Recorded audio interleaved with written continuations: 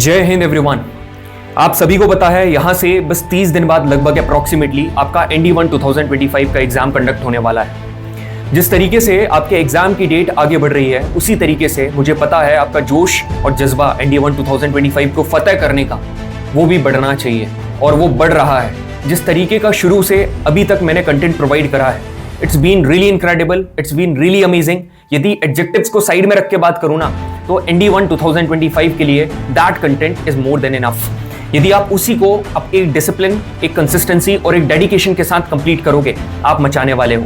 पूरी जो physical geography है, ट्रेंडिंग है, जिसमें सवाल पूछे जाते हैं बहुत ज्यादा, वो आपने कंप्लीट कर ली है। लगभग फिजिक्स के एंड पर है हम लोग। ग्रेविटेशन आखिरी पार्ट है मैकेनिक्स का, इसके बाद बस हमको साउंड एंड वेव्स करनी है और थोड़ी बहुत मॉडर्न फिजिक्स करके खत्म करेंगे। इस पॉइंट ऑफ टाइम पर आकर this is the time to make the revolution in the NDA GAT history. First time in the NDA GAT history. आपने अभी यूट्यूब पर शॉर्ट वीडियो भी देख ली होगी इन विच, और पहले आपने इंस्टाग्राम पर स्टोरीज वगैरह देखी होगी जिसमें मैंने जिक्र करा था एक रिवोल्यूशन का NDA GAT हिस्ट्री में। ठीक है, आपको पता है, ईच एंड एवरीवन नो कि मैथ्स वगैरह में तो यार सब कोलैब वगैरह सारी चीजें बढ़िया चल रही हैं। What about GAT? ठीक है, GAT फर्स्ट टाइम यहाँ पर जो हम करने वाले हैं ना, आपके दिमाग में क्वेश्चन मार्क होगा कि हु इज दिस, किस पर्सन के बारे में वी वर टॉकिंग अबाउट। ठीक है, we were talking about ex NDA cadet, we were talking about all India rank 18, we were talking about a person, उस पर्सन की बात कर रहे थे who clear the NDA exam, not only just the NDA exam but one of the toughest NDA exams of the NDA history. ठीक है, जब मैं ये वीडियो चेक ले रहा था, क्लियरली ही सेड दैट यार NDA 2025 मतलब कितना ही टफ जाएगा। We have the experience of clearing one of the toughest NDA exam. हाँ जी, मैं भी इसका बैचमेट था। हम लोगों ने साथ में one of the toughest NDA exams clear करा था। और अब ये जो ग्रेविटेशन की स्लाइड है ना, we sat together and we prepared all the slides. ठीक है, किस तरीके से प्रीवियस क्वेश्चन डालें, सारी चीजें यहाँ पर क्लियरली शो होने वाली। और जो रियल मैजिक है कंटेंट का, that is going to be reflected in bio and chemistry. एकदम मजा आने वाला है। आज तक ND हिस्ट्री में किसी ने भी ऐसा कंटेंट नहीं दिया होगा, मैं दावा कह रहा हूं। मतलब मैं एकदम सही बता रहा हूं। आपका माइंडसेट, मैंने कितनी बार बोलूं ये सेम बात, जो भी माइंडसेट है ना मेरा एकदम क्लियर है भाई। यूट्यूब पर ऐसा कंटेंट देकर जाना है, चाहे व्यूज मिले चाहे नहीं मिले, चाहे लाइक मिले चाहे नहीं मिले, चाहे शेयर मिले चाहे नहीं मिले। यदि बंदा ND1 2025 के बाद देखे ना, यदि नहीं देख पाए उसके बाद में देखे, नजर जाए, तो उसको रिग्रेट हो कि यार काश मैं देख लेता तो मेरा पेपर क्लियर हो जाता। अभी तक आप कंटेंट मेरा देखते आए हो। ठीक है, अब उसका भी लेवल बेस्ट आने वाला है। One of the best level of the content of NDA GAT we are going to sit together, all India rank 18, your GAT educator of roar ND, we are gonna sit together and we are gonna make. ठीक है, now it's not just a duo, it's been so far Kapil भैया, नरेंद्र भैया, आप सारंग भैया भी आपका content बनाने में हेल्प करने वाले हैं। मजा आने वाला है और होपफुली शायद हो तो एक आध क्लास भी ले लें। ठीक है, तो यहां पर अपने सेशन को स्टार्ट करते हैं जिसमें हम लोग बात करने वाले ग्रेविटेशन के विषय में। आज बढ़िया मोटिवेशन हाई है, बढ़िया तरीके से मैकेनिक्स को खत्म करेंगे। जिस जोश के साथ हमने मैकेनिक्स शुरू करा था, उसी जोश के साथ मैकेनिक्स खत्म करने का मौका आ गया है। One of the best slides ever. ठीक है, यहां से शुरुआत हम लोग करने वाले हैं। तो देखो, ये वाले सेशन में हम लोग शुरुआत में अपन लोग क्या करने वाले हैं, let's recap the previous topics. जो हमने प्रीवियसली टॉपिक पढ़े हैं, motion, force and loss of motion और वर्क, पावर, एनर्जी में जो कुछ ऐसे टॉपिक्स हैं उनको थोड़ा सा रिवाइज करते हैं, जिसमें अपन ऐसे नहीं करेंगे कि वो टॉपिक पढ़ने वाले हैं। हम लोग क्या सॉल्व करेंगे, we are going to hit the trending previous question. कुछ बढ़िया लेवल के प्रीवियस क्वेश्चन करेंगे 3-4, जिससे आपका बढ़िया अच्छा खासा रिवीजन हो जाएगा। देखो, यहां पर बने रहना सेशन में, आखिरी तक जितना आगे जाओगे उतना बढ़िया कंटेंट मिलने वाला है। अब मैं आपको स्लाइड खोलकर नहीं बताऊंगा। ठीक है, स्लाइड बस ऐसा है कि आप मानकर चलो कि वो एक सरप्राइज है। जो भी चीजें आपके सामने आती जाएगी, it is going to be the best. ठीक है, तो पहले यहां पर एक क्वेश्चन है जो कि आ रखा है, क्या बोल रहा था, which one of the following about different frictional force is correct. Frictional force, तो अपन ने फ्रिक्शनल फोर्स के बारे में काफी अच्छे से पढ़ा है। Kinetic friction, static friction, rolling friction. तो आप सभी को पता है यार, मतलब जो सबसे बड़ा मतलब फ्रिक्शन होता है, हाईएस्ट फ्रिक्शन जिसको अपन बोलते हैं, this is the limiting friction. ठीक है, और जो लिमिटिंग फ्रिक्शन है ये फर्स्ट नंबर पे सबसे ज्यादा होता है। और ये जो लिमिटिंग फ्रिक्शन है ये तो ऑप्शन में गिवन नहीं है। ठीक है, मगर आपको एक चीज क्लियरली मैंने नोट्स में बताई थी कि ये जो लिमिटिंग फ्रिक्शन को अपन लोग क्या बोलते हैं, this is the highest static friction. This is the highest static friction. ये एक हाईएस्ट स्टैटिक फ्रिक्शन है। तो है तो टाइप तो स्टैटिक फ्रिक्शन का ना, तो सबसे बड़ा जो फ्रिक्शन है वो कौन सा, स्टैटिक फ्रिक्शन। अब एक सेकंड एग्जांपल मैंने आपको क्या दिया था, ट्रॉली बैग का। भाई जो ट्रॉली बैग आप यूज करते हो, है ना, व्हील वाले बैग यूज करते हो, वो क्या करते हैं, रोल करते हैं, स्लाइड नहीं करते, रोल करते हैं। उनको इसलिए यूज करा जाता है ताकि कम से कम फ्रिक्शन हो, उनके अगेंस्ट में सबसे कम से कम ऑपोजिट फोर्स लगे, तो रोलिंग फ्रिक्शन सबसे कम है। तो आप देख लीजिए क्लियरली, रोलिंग फ्रिक्शन यहां पर सबसे कम है और सबसे ज्यादा स्टैटिक फ्रिक्शन है। That means option number C is correct. भैया ये क्वेश्चन आप चाहते तो पिछली वाली स्लाइड में करवा देते, मैंने जानबूझकर नहीं करवाए हर बार। अब जैसे ग्रेविटेशन के कुछ क्वेश्चन मैंने छोड़कर रखे हैं बढ़िया वाले, क्योंकि मैं अगला जब साउंड एंड वेव होगा ना उसमें आपको फ्लैशबैक बता रहा हूँ। बस 3-4 क्वेश्चन है। ये वाला क्वेश्चन देखो मोशन का है। If the block B as shown in the figure below were to be at rest, मतलब ये जो ब्लॉक रखा हुआ है ना, ये जो डब्बा रखा हुआ है, इनका उद्देश्य ये है कि ये जो डब्बा है ये रेस्ट में होना चाहिए। तो कितना, मतलब कितना फोर्स का मैग्नीट्यूड हम लोग यहां एफ को दें कि ये जो ऑब्जेक्ट है ये रेस्ट में रहे। तो आप एक बात बताओ, फॉर एग्जाम्पल आपने वो करा होगा, फॉर एग्जाम्पल ये आपकी रोप है, ठीक है, और वो जो अपन करते हैं ना, क्या बोलते हैं यार उसको, टग ऑफ वॉर। कोई बंदा है यहां से 20 न्यूटन का फोर्स लगा रहा है और इधर से 30 न्यूटन का फोर्स लगा रहा है, तो ये किधर मूव होने वाली है? इस तरफ मूव होने वाली है। But on the other hand कोई पर्सन ऐसा है, वो यहां से 30 न्यूटन का फोर्स लगा रहा है और कोई इस तरफ से 30 न्यूटन का फोर्स लगाने वाला है, तो इक्वल एंड ऑपोजिट फोर्स यहां पर अप्लाई हो रहे हैं, ठीक है। तो यहां पर अनइक्वल फोर्स नहीं है, तो इक्वल फोर्स है। क्या ये मतलब क्या जो रोप है ये मूव होगी? No, it's not going to be moved. क्यों? बिल्कुल भी मूव नहीं होगी, क्योंकि इक्वल फोर्स लग रहा है। तो अब यदि आप यहां पर देखोगे, ये 15 + 10 कितना है? 25। तो यदि यहां पर भी 25 लगा दिया तो ये वाला तो रेस्ट में रहेगा ना, बिल्कुल भी मूव नहीं करेगा। तो 15 और 2 कितना होता है? 15 और 2 17। अब यदि आप 25 में से 17 को माइनस करोगे तो कितना बचेगा? 5 6 7 8, ठीक है। तो यहां पर 8 Newton is the correct answer. समझ में आया? 8 न्यूटन का फोर्स दे दो, उतना यहां पर भी इक्वल हो जाएगा, यहां पर भी इक्वल हो जाएगा। लास्ट वाले सेशन में मैं आपको क्या बोल रहा था, एक डायरेक्ट क्वेश्चन पूछा गया था, which one of the following forces is a non central and non conservative. तो मैंने आपको बढ़िया तरीके से याद करवा दिया था कि friction is a non conservative contact force. Non conservative contact force बताया था मैंने, नॉन कंजर्वेटिव कॉन्टैक्ट फोर्स, और वो सेंट्रल तो है नहीं, तो यहां पर frictional force option number A is the correct answer, ठीक है। आखिरी क्वेश्चन करते हैं जो कि अच्छी तरीके से आपका रिवीजन करवा देगा force and laws of motion का। यहां पर क्वेश्चन को रीड कैसे करना है कपिल भैया ने सब बता रखा है। 100 ग्राम स्फीयर, तो यहां पर मास दे रखा है तो मास लिखो, मगर कपिल भैया ने बोला है कि सारी चीजें SI यूनिट में लिखो, तो 100/1000 यहां पर क्या हो जाएगा? kg हो जाएगा, ठीक है। उसके बाद यहां पर क्या लिखा है? Is moving with the speed of 20 metre per second, मतलब मूव कर रहा है। तो भैया ने बोला है कि पहले आप u लो, सबसे पहले आप क्या कंसीडर करो? u यहां पर आपको कितना गिवन है? 20 मीटर पर सेकंड। कोलाइड्स, तो भैया ने बोला था जैसे ही कोलाइड है, मतलब कि टकराने की बात है, तो यहां पर law of conservation of momentum लगेगा। तो इसको, अब 2 ऑब्जेक्ट टकराते हैं आपस में, तो यहां पर 1 दे दो, ये भी 1 हो गया। कोलाइड्स विद अनदर ऑब्जेक्ट जिसका मास है 50 ग्राम, तो भाई m2 कितना है? m2 50 ग्राम है, मतलब 50/1000 kg। ओके सर, इतना क्लियर है। इस तरीके से क्वेश्चन रीड करेंगे तो फिजिक्स तो बहुत इजी है। अरे फिजिक्स बहुत इजी है, आपने उसको कठिन बना कर रखा है। मैं तो ये मानता हूं यदि कोई अच्छे से तैयारी कर लेना, बहुत गिरा जिसको फिजिक्स का कुछ भी नहीं आता है, मैं झूठ तो कभी बोलता नहीं हूं भाई, 25 में से वो पर्टिकुलर पर्सन ना आराम से 15 सवाल तो करके आ जाएगा। इतनी कठिन भी नहीं है, ये बात आपको भी पता है यार। फिजिक्स को कठिन देखा जाता है, वो 4-5 जो सवाल आते हैं ना घटिया से, उनके नजरिए से फिजिक्स को देखा जाता है। आप पूरे के पूरे 25 सवाल फिजिक्स के क्यों देखते हो, मेरे को समझ में नहीं आता है। आप बायो के भी 10 सवाल देखा करो, आप केमिस्ट्री के भी 15 सवाल देखा करो, आप ज्योग्राफी के भी 20 से 22 सवाल देखा करो। आप सारी चीजें, आप इंग्लिश के 50 सवाल क्यों नहीं देखते हो? चलो हिस्ट्री अनप्रेडिक्टेबल है, पॉलिटी अनप्रेडिक्टेबल है, साइड में रख दो। इतनी चीजों को तो देखो। इतने में से आप 90 क्वेश्चन नहीं कर सकते हो क्या? इतने में से आप 80 क्वेश्चन नहीं कर सकते हो क्या? You can easily do that, ठीक है। You have to do that. अब यहां पर यदि आप देखोगे आगे, coming back to the question, if the second sphere was at rest, मतलब इसकी जो इनिशियल वेलोसिटी थी वो रेस्ट थी, मतलब 0 metre per second prior to the collision and the first sphere comes at rest, मतलब पहला वाला जो है वो रेस्ट में आ जाता है टकराने के बाद, मतलब इसकी फाइनल वेलोसिटी कितनी हो जाती है? 0 मीटर पर सेकंड। अब बोल रहा है कि considering the collision to be elastic, second वाले स्फीयर की स्पीड बताओ, मतलब कि हमको क्या बताना है? v2 बताना है। बहुत आसान क्वेश्चन है, यहां पर करते हैं। m1u1 प्लस m2u2, ठीक है, is equal to m1v1 plus m2v2, ठीक है। जीरो क्या क्या है पहली काट दो, v1 0 है तो ये वाला पूरा कट जाएगा, u2 0 है तो ये वाला। भैया काट के ऐसे कैसे काट दिया? अरे भाई 0 से मल्टीप्लाई होगा तो पूरा ही कट जाएगा ना, इसलिए इजी अप्रोच लगाओ। m1 कितना है? 100/1000 मतलब 1/10, ठीक है, 1/10 मल्टीप्लाई बाय u1 कितना है? 20 इज इक्वल टू m2 कितना है? ये कट जाएगा, मतलब कि 1/0 से 0 कैंसिल, 1/20 मल्टीप्लाई बाय v2 आपको फाइंड करना है। ये 10 1 10, 10 2 20, उधर जाएगा तो v2 is equal to 40 metre per second. This is the correct answer and this is totally based upon law of conservation of momentum. मैंने आपसे चिल्ला चिल्ला कर बोला था कि ये जो कंसेप्ट है दिस इज इन ट्रेंड। जिस भी बंदे ने सेशन लगा लिया है, आपको पता है कि कितने आप फॉर्चुनेट इनफ हो। सारे सवाल में ट्रेंडिंग डाल रहा हूं। यदि आप सोच रहे होगे कि पिछली क्लास में नहीं डाला तो उठाकर यहां पर लेकर आ गए फ्लैशबैक के तौर पर।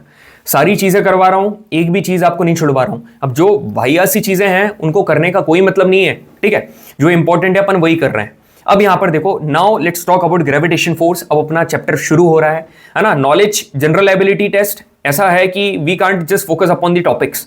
आपका जनरली नॉलेज बहुत बढ़िया होना चाहिए। आप ये नहीं सोच सकते हो कि ग्रेविटेशन पढ़ रहा हूं तो पुराने वाले जो टॉपिक्स हैं, पुराने वाले चैप्टर्स हैं, उनको स्किप कर जाऊंगा, ठीक है। This is not an academic paper. जो आपके स्कूल वाला है ना, this is not CBSE, this is not ICSE, this is UPSC, ठीक है। आपको पूरा जो यदि जीईटी बोल रहे हो तो आपको जनरली अवेयर रहना पड़ेगा सारे सब्जेक्ट्स में, ठीक है। जो आप यहां पर पढ़ते हो, जो मेजरली इंपॉर्टेंट है यूपीएससी एनडीए के जीईडी के पॉइंट ऑफ व्यू से।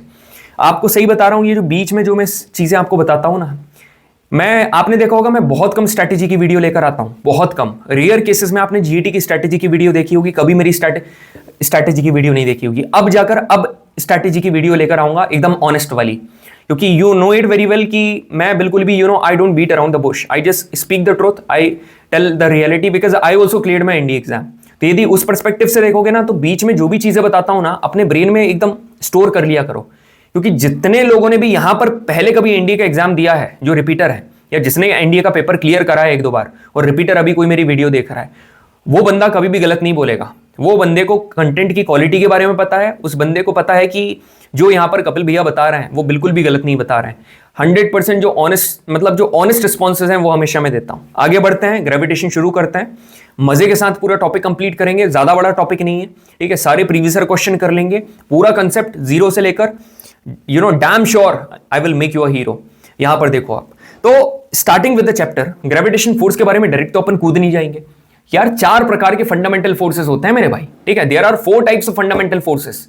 अब ये मत सोचना कि इससे प्रीवियस क्वेश्चन नहीं पूछा हुआ है, पहले ही बोल दिया था जब ये पढ़ाया था ना बैच में, उसके पहले ही मैंने बोल दिया था कि सवाल आने के चांसेस हैं, और सवाल आया फंडामेंटल फोर्सेस के ऊपर, एकदम हलवा सवाल। तो फंडामेंटल फोर्सेस क्या क्या होते हैं, in which we are gonna talk about gravity, electromagnetism, strong force, weak force, क्या चीजें हैं, ठीक है। ये वाला क्वेश्चन यहां पर पूछा गया था, which one of the following force is are fundamental in nature. तो इन्हीं के बारे में बात करते हैं, ठीक है। तो पहला फंडामेंटल इन नेचर का जो फोर्स है उसको अपन बोलते हैं स्ट्रॉन्ग न्यूक्लियर फोर्स। इसको अपन लोग क्या बोलेंगे, this is called strong nuclear force, ठीक है। दूसरे नंबर पर यदि अपन बात करेंगे वो क्या हो जाएगा, electromagnetic force. Electromagnetic force, this is going to be electromagnetic force. तीसरे नंबर पर यदि अपन बात करेंगे, ये क्या होने वाला है, weak nuclear force. Weak nuclear force. और जो हमारा चैप्टर है, ठीक है, वो वाला होने वाला है आखिरी फोर्स, जिसका नाम है ग्रेविटेशनल फोर्स, ठीक है। That is going to be gravitational force. अब भैया आपने ग्रेविटेशनल फोर्स को नीचे क्यों लिखा, क्योंकि जैसे जैसे ऐसा ऑर्डर जा रहा है ना, इसकी जो स्ट्रेंथ है, आप समझ जाना, जो स्ट्रेंथ है ना, ये क्या हो रही है, ये हो रही है रिड्यूस, ठीक है। ये स्ट्रेंथ रिड्यूस हो रही है, मतलब सबसे कम स्ट्रेंथ ग्रेविटेशनल फोर्स, सबसे ज्यादा स्ट्रॉन्ग न्यूक्लियर फोर्स। तो अब बताओ which one of the following force are fundamental in nature, NDA-1 2024। तो ग्रेविटेशनल फोर्स भी है, इलेक्ट्रोमैग्नेटिक भी है, strong and weak nuclear force भी है। तो 1 2 3 option number D is absolutely fantastic, absolutely clear, ठीक है। मगर अगली बार के लिए प्रिपेयर नहीं होगे क्या, ये प्रीवियस क्वेश्चन 2 बार इस प्रकार के सवाल का जिक्र करा है, एक बार तो यहां और एक बार कहां, यहां पर, ठीक है, ये नीचे इस प्रकार के सवाल का। तो अब तो आपको प्रिपेयर होना पड़ेगा ना, बिल्कुल प्रिपेयर होता है। चलो मेरी बात ध्यान से सुनो, 4 प्रकार के फंडामेंटल फोर्सेस हैं। पहला वाला स्ट्रॉन्ग न्यूक्लियर फोर्स, दूसरा वाला इलेक्ट्रोमैग्नेटिक फोर्स, और तीसरा वाला वीक न्यूक्लियर फोर्स, और चौथा वाला ग्रेविटेशनल फोर्स, ठीक है। वीक न्यूक्लियर फोर्स क्या होता है, मेरी बात ध्यान से सुनना, ये कुछ ही प्रोसेस में प्रेजेंट है, जैसे कि beta decay of nucleus. Beta decay of nucleus क्या होता है, देखो न्यूक्लियस जो है वो न्यूक्लियस क्या करती है, रिलीज करती है न्यूट्रिनो को, ठीक है। न्यूट्रिनो को रिलीज करती है, जो कि एक अनचार्ज्ड पार्टिकल है। याद रखना मेरी बात, जो न्यूक्लियस है that emits electron and neutrino, majorly neutrino, ठीक है। न्यूट्रिनो को क्या करती है, रिलीज करती है। ये एक बीटा प्रोसेस है, जिसमें नहीं, एक ऐसी प्रोसेस जिसमें बीटा मटेरियल को रिलीज करते हैं, और बीटा मटेरियल है nucleus. This is an uncharged particle, जिसके कौन रिलीज करता है, न्यूक्लियस। बस इतना पढ़ने की जरूरत है, और कुछ ऐसा एक्स्ट्रा पढ़ने की जरूरत नहीं है। अब आता है स्ट्रॉन्ग न्यूक्लियर फोर्स। अब स्ट्रॉन्ग आप सभी को पता है, यह है न्यूक्लियस, इस न्यूक्लियस में क्या पाया जाता है? न्यूक्लियस में पाए जाते हैं प्रोटॉन्स और न्यूट्रॉन। अब न्यूक्लियस के अराउंड शेल्स बनी हुई है, उसमें इलेक्ट्रॉन्स आते हैं। आपने इलेक्ट्रॉनिक कन्फिग्रेशन पढ़ा होगा, केमिस्ट्री में सब पढ़ा होगा एकदम जीरो से, ठीक है। अब यहां पर इन प्रोटॉन और न्यूट्रॉन को बाइंड करने वाला फोर्स, ठीक है, इनको बाइंड करने वाला फोर्स वो कौन सा होता है? अट्रैक्टिव तो है मगर शॉर्ट रेंज का है, क्योंकि न्यूक्लियस तो छोटी है ना, ज्यादा बड़ी नहीं है, तो शॉर्ट रेंज का फोर्स है। और सबसे स्ट्रॉन्ग फोर्स जिसको कहा जाता है स्ट्रॉन्ग न्यूक्लियर फोर्स, ठीक है। क्लियर है सभी को? यस सर, बिल्कुल क्लियर है ना। एक एक सीढ़ी चल रहे हैं, एकदम जीरो से पढ़ रहे हैं, मतलब ऐसे नहीं यहां ये गए, यहां गए, यहां गए, यहां गए, और ऊपर चढ़ के फिर ग्रेविटेशन हमारा शुरू होगा, है ना। अब देखो यहां पर एक आता है इलेक्ट्रोस्टैटिक और इलेक्ट्रोमैग्नेटिक। दोनों में फर्क क्या है? दोनों में फर्क यह है कि चार्जेस यहां पर रेस्ट में रहते हैं, ठीक है। इलेक्ट्रोमैग्नेटिक फोर्स में चार्जेस यहां पर मोशन में देखने को मिलते हैं। यहां पर करंट फ्लो नहीं करता है, मगर यहां पर करंट फ्लो करता है। अब करंट नहीं है तो आपको पता है करंट के बाद हमने मैग्नेटिज्म पढ़ा था, तो जहां करंट नहीं है वहां पर मैग्नेटिक फील्ड नहीं है। अब यहां पर करंट फ्लो कर रहा है तो definitely magnetic field is going to be there. अब यदि अपन इलेक्ट्रोमैग्नेटिक फोर्स की बात करें, यदि उसको बहुत कठिन पेपर बनाना हुआ ना, तो वो क्या पूछेगा? इलेक्ट्रोमैग्नेटिक फोर्स कैसा फोर्स है? It's a long range force, ठीक है, इनफाइनाइट तक जाता है। अब ये जो इलेक्ट्रोमैग्नेटिक फोर्स है ना, ये अट्रैक्टिव तो है, मतलब अट्रैक्ट तो करता है, मगर साथ में रिपल्सिव भी है, मतलब दूर भी करता है, दोनों प्रकार का है, इसलिए ये यहां पर इंपॉर्टेंट है। और electromagnetic force it is stronger than weak nuclear force and gravitational force. आपको एक बात बताऊं, जो अभी अपन जिस फोर्स का जिक्र कर रहे हैं ना, जो ग्रेविटेशन फोर्स है, ये gravitational force is weaker then weak nuclear force. समझ में आ रहा है? इवन जो वीक न्यूक्लियर फोर्स है ना, उससे भी गैर गुजरा फोर्स है ये। कौन? Gravitational force. समझ में आया कितना इंपॉर्टेंट टॉपिक है ग्रेविटेशन? क्योंकि भाई कुछ दम ही नहीं है टॉपिक में इसलिए इंपॉर्टेंट है। इतने बढ़िया तरीके से सवाल लगाकर आओगे ना, मजा आने वाला है। सारे टॉपिक करवाने वाला हूं मैं आपको, सारे, एक टॉपिक भी नहीं छोड़ूंगा। एक टॉपिक भी गलती से छोड़ दिया तो फिर बोल, ठीक है। So gentleman, let's look forward to the gravity of the matter, and the gravity of the matter is the gravitation force. Gravitation force क्या होता है? जितनी भी चीजें हैं हमारे अर्थ में, ठीक है, अर्थ के ऊपर, वो सारी की सारी ना वो अर्थ की तरफ अट्रैक्ट होती है और एक दूसरे को अट्रैक्ट करती हैं। इन दोनों ऑब्जेक्ट्स के बीच का जो फोर्स है इसको हम लोग क्या बोलते हैं? Gravitation force. अट्रैक्टिव फोर्स होता है और काफी ज्यादा फोर्स होता है, और सबसे वीकर फोर्स है, ये तो मैंने आपको बता दिया। और ये जो ओवरऑल टॉपिक है, ये सारा का सारा डिपेंडेंट है इसके बेस के ऊपर। तो बेस अच्छे से पढ़ेंगे, हमारी इमारत बढ़िया बनेगी, ठीक है, and you will be all set to reach the zenith of the topic, ठीक है। यहां पर देखो, ग्रेविटेशन फोर्स, जितने भी ऑब्जेक्ट्स हैं, ठीक है, they attract every other object towards itself with a force, ठीक है। इस फोर्स को कहा जाता है ग्रेविटेशन फोर्स। ये अट्रैक्टिव इन नेचर है, it's a long range force, जैसे स्ट्रॉन्ग न्यूक्लियर फोर्स था, इनफाइनाइट तक जाता है, and it is the weakest force among all. सबसे वीक है ये। आखिरी में यदि आप बोलोगे this is the mutual force, mutual मतलब कि म्यूचुअल का मतलब है एक्शन रिएक्शन फोर्स। मेरे कहने का मतलब है कि एक्शन रिएक्शन ऐसा है, फॉर एग्जांपल मैं हूं, ठीक है, और मैं यहां पर, ये मैं बैठा हुआ हूं और मेरे सामने यहां पर क्या रखा हुआ है? लैपटॉप रखा हुआ है। तो मैं जितना फोर्स लैपटॉप के ऊपर लगा रहा हूं, लैपटॉप भी मेरे ऊपर उतना फोर्स लगा रहा है, ठीक है। मगर यहां पर एक मेरा पेयर है, लाइक मैं और लैपटॉप, फिर यहां पर दूसरा पेयर क्या हो सकता है? यहां पर सामने एक स्क्रीन के ऊपर मोबाइल है, ठीक है, ये कैमरा वाला, और एक मोबाइल साइड में रखा है, तो ये एक दो मोबाइल है। तो यहां पर जो इस पे फोर्स लगा रहा है, जो वही इस पर लगाएगा, ये सेम है, मगर जो इस पेयर का फोर्स है वो इस पेयर का फोर्स नहीं होगा। इन दोनों की पेयरिंग का जो फोर्स है वो अलग होगा। क्यों होगा मैं आपको बताऊंगा थोड़ी देर। ये जो है ग्रेविटी, हर एक चीज बताऊंगा। अब इसलिए अपन लोग क्या बोल रहे हैं? Action reaction force. Every action has an equal and opposite reaction. मैं यदि लैपटॉप के ऊपर फोर्स लगा रहा हूं तो लैपटॉप भी इक्वल एंड अपोजिट फोर्स लगाएगा, इसलिए वो मूव नहीं करता है, ठीक है, based on third law of motion. और this is a central force. Central force का मतलब पता है? F is inversely proportional to R square, and R is the distance, ठीक है, from the centre of the earth, independent of the presence of every other object medium between two masses. मतलब यार इसका मतलब ये है कि मैं और लैपटॉप के बीच में फोर्स लगा रहा हूं। यदि लैपटॉप और मेरे बीच में ये ग्लास कर दिया ना, तो इसका मतलब ये नहीं कि फोर्स में कोई मतलब ऑब्स्ट्रक्शन आ जाएगा, कोई हिंड्रेंस आ जाएगा, कोई न्यूसेंस आ जाएगा। No, it's not like that. Force वही रहने वाला है। तो बीच में कोई चीज आ रही है, मीडियम आ रहा है, ऑब्जेक्ट आ रहा है, ये उसके ऊपर डिपेंड नहीं करता है, ठीक है। अब मेरी बात सुनो, यहां पर अब मैं आपको एक बढ़िया सी चीज बताता हूं कि कैसे क्या होता है। पहले अपन देखते हैं न्यूटन का universal law of gravitation. Newton भैया ने दिया था। न्यूटन भैया ने पता क्या बोला था? न्यूटन भैया ने बोला था, अब आप बोलोगे सर भैया बोल रहे हो, दादा की उम्र के हैं आपके ठीक है, न्यूटन भैया बोलेंगे अपन, ठीक है। इन्होंने सीन ऐसा करा था कि जितने भी ऑब्जेक्ट हैं हमारी अर्थ के ऊपर, अर्थ सरफेस के ऊपर जितने भी ऑब्जेक्ट्स हैं, वो सारे के सारे ऑब्जेक्ट एक दूसरे को अट्रैक्ट करते हैं विद अ फोर्स।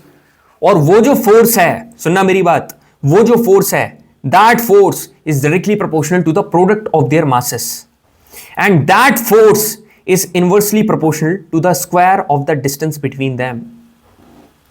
ठीक है, डिस्टेंस को अपन r से डिनोट कर रहे हैं। इनको एक साथ लिखेंगे तो ये कैसे हो जाएगा, f is directly proportional to m1 m2 upon r square. जब डायरेक्टली प्रोपोर्शनल का साइन हटेगा तो फाइनली कहानी क्या बनकर आएगी, f इक्वल टू, अब प्रोपोर्शनल का साइन हटेगा तो यहां पर क्या लगेगा, g m1 m2 upon r square, and this is the formula of gravitational force. समझ में आया कैसे आया, ये और ये क्लियर है। अब पढ़ते हैं न्यूटन्स लॉ ऑफ ग्रेविटेशन। जितने भी ऑब्जेक्ट हैं, ठीक है, every object in the universe attracts each other with a force which is directly proportional. ये डायरेक्टली प्रोपोर्शनल है to the product of their masses and inversely proportional to the square of the distance between them. ये अब भी मैंने आपको बताया। ये जो जी है, दिस इज यूनिवर्सल कांस्टेंट। अब सुनो, इतना छोड़कर मैं खत्म नहीं करूंगा, इतना डेप्थ में मैं आपको नॉलेज देने वाला हूं ना कि आप बोलोगे कि मजा आ गया। ठीक है, मेरी बात सुनो, ये जो जी है, इसका जो याद रखना, ये जो जी की जो वैल्यू होती है वो कितनी होती है, यहां पर लिखी हुई है 6.673 इंटू 10 टू द पावर -11। देखो मैं लिख रहा हूं दोबारा, कितनी होती है 6.673 इंटू 10 टू द पावर -11, इतनी होती है 6.673 into 10 to the power -11 newton metre square per KG square. ठीक है, newton metre square per KG square. अब मेरी बात दोबारा सुनना, अब यदि यही यूनिट को सीधा तो वो पूछेगा नहीं, उल्टा पूछ लिया तो, यदि उसने बोल दिया सीजीएस में बताओ, फिर क्या बोलोगे, फिर क्या बोलोगे। सेम देखो मैं बता रहा हूं आपको, चिंता मत करो, सब बताऊंगा। आप लिखो 6.673 multiply by 10 to the power -8। ठीक है, यहां पर क्या हो जाएगा, न्यूटन की जगह अब क्या लिख दे भाई, न्यूटन की जगह लिख दे डाइन। ठीक है, अरे न्यूटन की जगह लिख दे डाइन। ठीक है, और मीटर की जगह लिख दो सेंटीमीटर स्क्वायर, और केजी की जगह लिख दो ग्राम स्क्वायर। समझ में आया, क्लियर है। जो मैंने बोला आप लिख देना, आपको हो सकता है शायद दिख ना रहा हो, मगर यहां तक क्लियर है। डाइन सेंटीमीटर स्क्वायर पर ग्राम स्क्वायर, ये चीज क्या है, this is the dimension of G. ठीक है, जो ग्रेविटेशनल कांस्टेंट है ना, ये उसका डायमेंशनल फॉर्मूला है। This is the dimensional formula of G. ठीक है, जी का डायमेंशनल फॉर्मूला है m की पावर -1 L3 T -2। ठीक है, अब क्वेश्चन करें आगे कैसा क्या है। यहां पर देखो, यही क्वेश्चन आ गया एनडीए 2022 के पहले में, what is the dimension of gravitational constant. तो क्या पढ़ा था, m -1 L3 और T -2। कौन सा ऑप्शन है, option number B is absolutely correct. ठीक है, अब यहां पर देखो, अब यहां पर इंपॉर्टेंस क्या है ग्रेविटेशनल फोर्स की, what are the importance. Main importance है भाई, बाइंड करके रखता है, जोड़ कर रखता है। ठीक है, जैसे एक चीज होती है ट्रस्ट नाम की। ठीक है, trust is something that binds the people. ठीक है, ऑनेस्टी होती है, इंटीग्रिटी होती है, जो कि लोगों को जोड़ती है। यदि हमने आपसे कुछ कमिट करा है, यदि बोला है कि ये चीज लेकर आएंगे, तो कभी आपने देखा है हम लोग पीछे हटे हैं, पूरी चीजें कंप्लीट करिए कि नहीं। क्यों, क्योंकि हमको पता है हमारे और स्टूडेंट के बीच में ट्रस्ट है। हमारा आज तक कोई भी इनिशिएटिव आधा अधूरा नहीं गया है। जब से मैंने जीएटी मतलब होस्ट संभाला ना, एक चीज भी पीछे नहीं गई। जब से नरेंद्र सर ने मैथ्स का होस्ट संभाला है, एक चीज भी उन्होंने ऐसा नहीं करा जिसको कमिट करा है वो नहीं हुई है। Because we believe on trust, we believe on faith, we believe on integrity. ठीक है, अब यहां पर आगे देखो, ये जो चीज है बाइंड करने की, है ना, सन है, सन के अराउंड अर्थ घूम रही है, इसको बाइंड करने का काम। अर्थ है, अर्थ के अराउंड मून घूम रहा है, इसको बाइंड करने का काम। सन के अराउंड इतने प्लैनेट्स घूम रहे हैं। ठीक है, इतने प्लैनेट्स घूम रहे हैं, इनको बाइंड करने का काम। ये सब किसका काम है, ग्रेविटेशनल फोर्स का ही तो काम है मेरे भाई। यू नो, ये क्या करता है, it binds us to the earth, gravitational force. जो मून का मोशन हो रहा है अराउंड द सन, वो किसकी वजह से, ग्रेविटेशन फोर्स की वजह। बाकी प्लैनेट का मूवमेंट हो रहा है सन के अराउंड, वो इसकी वजह से हो रहा है। टाइड्स होती हैं, मैंने आपको बताया था, सन और मून जो होते हैं, सन और मून, इनकी वजह से टाइड्स आ रही हैं। इनके बीच में जो ग्रेविटेशनल अट्रैक्शन है उसकी वजह से, ग्रेविटेशन पुल की वजह से आ रही है। ठीक है, तो मेरी बात सुनो, कोई भी दो ऑब्जेक्ट्स अट्रैक्ट कर रहे हैं एक दूसरे को with the same attractive force, जैसे कि मैंने आपको बताया, जिस फोर्स के साथ मैं लैपटॉप को अट्रैक्ट कर रहा हूं, उसी फोर्स के साथ लैपटॉप मेरे को अट्रैक्ट कर रहा है। ठीक है, अब इससे बेहतर और क्या ही बताऊं यार। Now we are going to talk about weight. आओ अपन वजन की बात करने वाले हैं। वेट का मतलब पता क्या होता है, वेट का मतलब ये नहीं होता है कि आपकी बॉडी में कितने बाइसेप्स हैं, कितने ट्राइसेप्स हैं, ठीक है, कितने शोल्डर हैं, ये मैटर नहीं करता है। ठीक है, आपकी बॉडी को किस फोर्स के साथ अर्थ अट्रैक्ट कर रही है ना, उसको वेट बोलते हैं। मतलब फोर्स एक ऐसी चीज है which is equal to mass into acceleration, आप सभी को पता है। और यही फोर्स को हम लोग क्या बोल रहे हैं, वेट बोल रहे हैं। तो आप सभी को पता है मास तो हर जगह सेम है, तो मास, ठीक है। अब एक्सेलरेशन है, मगर अर्थ खींच रही है, तो अर्थ जब खींचती है तो वो एक्सेलरेशन लगाती है, मगर वो होता है ग्रेविटी के द्वारा, तो acceleration due to gravity. And gentleman, this is the formula of weight, ठीक है। अब वेट क्योंकि फोर्स है तो इसकी यूनिट क्या हो जाती है, इसकी यूनिट हो जाती है न्यूटन। इसकी ऐसा यूनिट है न्यूटन, समझ में आया? ऐसा unit is Newton. It is not same everywhere, क्यों? क्योंकि ग्रेविटी भी तो मेरे भाई हर जगह सेम नहीं है। जैसे जैसे ग्रेविटी चेंज होगी वैसे वैसे वेट भी चेंज होगा, समझ में आया? आप ऐसे मान के चलो, आप अभी अपन देखेंगे, ठीक है। अब पहले वेट पढ़ता है। It is the gravitational force, ठीक है, between the earth and the object. Earth और ऑब्जेक्ट के बीच का जो ग्रेविटेशनल फोर्स होता है, इसको हम लोग क्या बोलते हैं, वेट बोलते हैं। This is called weight. जिस फोर्स से, है ना, क्लियरली लिखा है, जिस फोर्स से अर्थ अपनी तरफ ऑब्जेक्ट को खींचती है उसको वेट बोलते हैं। ये फोर्स का फॉर्मूला है, और ये जो हमारा फॉर्मूला है, this is the formula of weight, ठीक है। M for mass of the object and G for acceleration due to gravity. और ये जो जी होती है इसकी वैल्यू आप सभी को पता है, 9.8 मीटर पर सेकेंड स्क्वायर। अब मेरी बात सुनो, वेट हमेशा कांस्टेंट नहीं होता है, इसकी वैल्यू चेंज होती है according to the value of G, ठीक है। यदि आप मून पर देखोगे वहां पर ग्रेविटी बहुत कम है ना, इंसान उड़ता है वहां पर, क्यों? क्योंकि उतनी ज्यादा जी की वैल्यू नहीं है। वेट एक वेक्टर क्वांटिटी है, स्केलर क्वांटिटी नहीं है, वेक्टर क्वांटिटी है। मतलब इसमें मैग्नीट्यूड भी होता है, इसके साथ इसमें डायरेक्शन भी होता है, दोनों चीजें होती हैं। अब आप बोलोगे कि सर कभी भी हमारा वेट बताते हैं, जो वेइंग मशीन बताती है उसमें जो वेट होता है वो अपरेंट वेट बताती है, तो हम उसमें डायरेक्शन क्यों नहीं बताते हैं? तो जब मैं आपको force and laws of motion पढ़ा रहा था तब मैंने क्या बोला था, जो हमारी वेइंग मशीन है वो अपरेंट वेट ही बताती है, मगर उस केस में वो एक्चुअल वेट के बराबर रहती है नॉर्मल कंडीशन में। इसकी ऐसा यूनिट क्या है, न्यूटन, ठीक है। अब now listen to me carefully, mass और वेट को हम लोग क्या करने वाले हैं, डिफरेंशिएट करने वाले हैं। Now we are going to differentiate maths and GET, मजाक कर रहा हूं, मास और वेट को डिफरेंशिएट करेंगे, ठीक है। और ये जो क्वेश्चन है मास के ऊपर पूछे गए ना, इन दोनों सवाल को अपन फोड़ देंगे, मगर पहले पढ़ते हैं कंटेंट। मास मेरे भाई ये क्या है, एक स्केलर क्वांटिटी, और जो वेट है this is a vector quantity. Mass is a scalar quantity and weight is a vector quantity. Mass की जो ऐसा यूनिट है केजी, अब तक तो रह गई होगी, मगर वेट की ऐसा यूनिट है न्यूटन। क्यों? क्योंकि ये एक फोर्स है, ठीक है। मास का मतलब होता है कितना कंटेंट, है ना, कितना मैटर, ठीक है, कितना कंटेंट या कितना मैटर, समझ रहे हो मेरी बात को? कितना मैटर एक बॉडी में प्रेजेंट है उसको हम लोग मास बोलते हैं। इसकी सीजीएस क्या होगी, ग्राम होगी, और इसकी सीजीएस क्या होगी, डाइन होगी। मास का डायमेंशनल एम है, और वेट का कितना हो जाएगा, ml/-2। क्यों? क्योंकि फोर्स का भी तो डायमेंशनल फॉर्मूला यही याद करने को बोला था ना मैंने, तो फोर्स ये भी है तो सेम हो जाएगा। मास हर जगह सेम है, याद रखना, मास इज सेम एवरीवेयर। आपने यदि अपनी मम्मी के हाथ का खाना खाया है ना, तो आप कहीं पर भी चले जाओ, उससे जो मिलने वाला मैटर है आपके बॉडी को दिया है, जो न्यूट्रिएंट है, वो हर जगह सेम रहने वाला है। मगर वो जो पर्टिकुलर ग्रेविटी वाला कंसेप्ट है वो जरूर सेम नहीं होगा, मगर you know mother's food it is always going to be the same. तो यहां पर जो सीन है, changes at different places, why? Because of the change in the value of the G. Mass को मेजर करने की यूनिट भाई 4 number देकर जाएगा, याद कर लो, बहुत इंपॉर्टेंट है। मास को अपन लोग मेजर करते हैं ना, उसके लिए कुछ डिवाइस है, पैन बैलेंस, इनर्शियल बैलेंस और ई बैलेंस।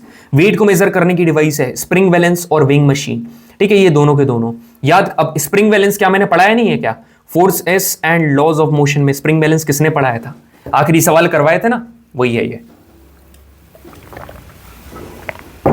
कैसा लग रहा है कंटेंट, मजा आ रहा है? क्या ही बोर होगा यार।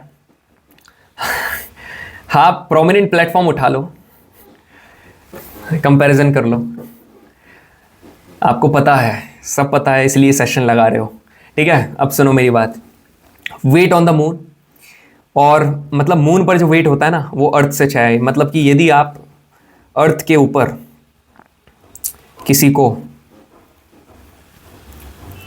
मोटा बोल रहे हो, so that guy at moon is not मोटा, ठीक है, वो मोटू नहीं है, ठीक है, वो मोटू नहीं रहेगा। क्यों? क्योंकि यार मून पर ग्रेविटी कम है ना, मून पर ग्रेविटी, वो भी उड़ रहा होगा, सब लोग उड़ेंगे। तो आप मेरी बात सुनो यहाँ पर, फॉर एग्जाम्पल 60 kg यदि किसी का अर्थ पर वेट है ना, तो मून पर पता कितना रहने वाला है, मून पर रहने वाला है 6 से डिवाइड कर दो, this is going to be 10 kg, ठीक है, this is going to be 10 kg। ये 60 kg है और ये 10 kg है, क्लियर है, 1/6। अब जो क्वेश्चन छोड़े थे वो देखो आप यहाँ पर, which one of the following statement about mass of the body is correct? It changes from one place to another. क्या भाई चेंज होता है क्या नहीं होता है? इट इज सेम एवरीवेयर, हर जगह सेम है। शेप के ऊपर डिपेंड करता है नहीं करता है, टेम्परेचर के ऊपर डिपेंड करता है नहीं करता है, हर जगह सेम है। मतलब ये जो है इट इज कांस्टेंट, ठीक है, everywhere. Mass of a particular amount of a substance is the mass of matter present in it. बिल्कुल सही बात है, कितना मैटर उसमें प्रेजेंट है ये मास होता है। Does not vary place to place, बिल्कुल वेरी नहीं करता है, सही बात है, कांस्टेंट है।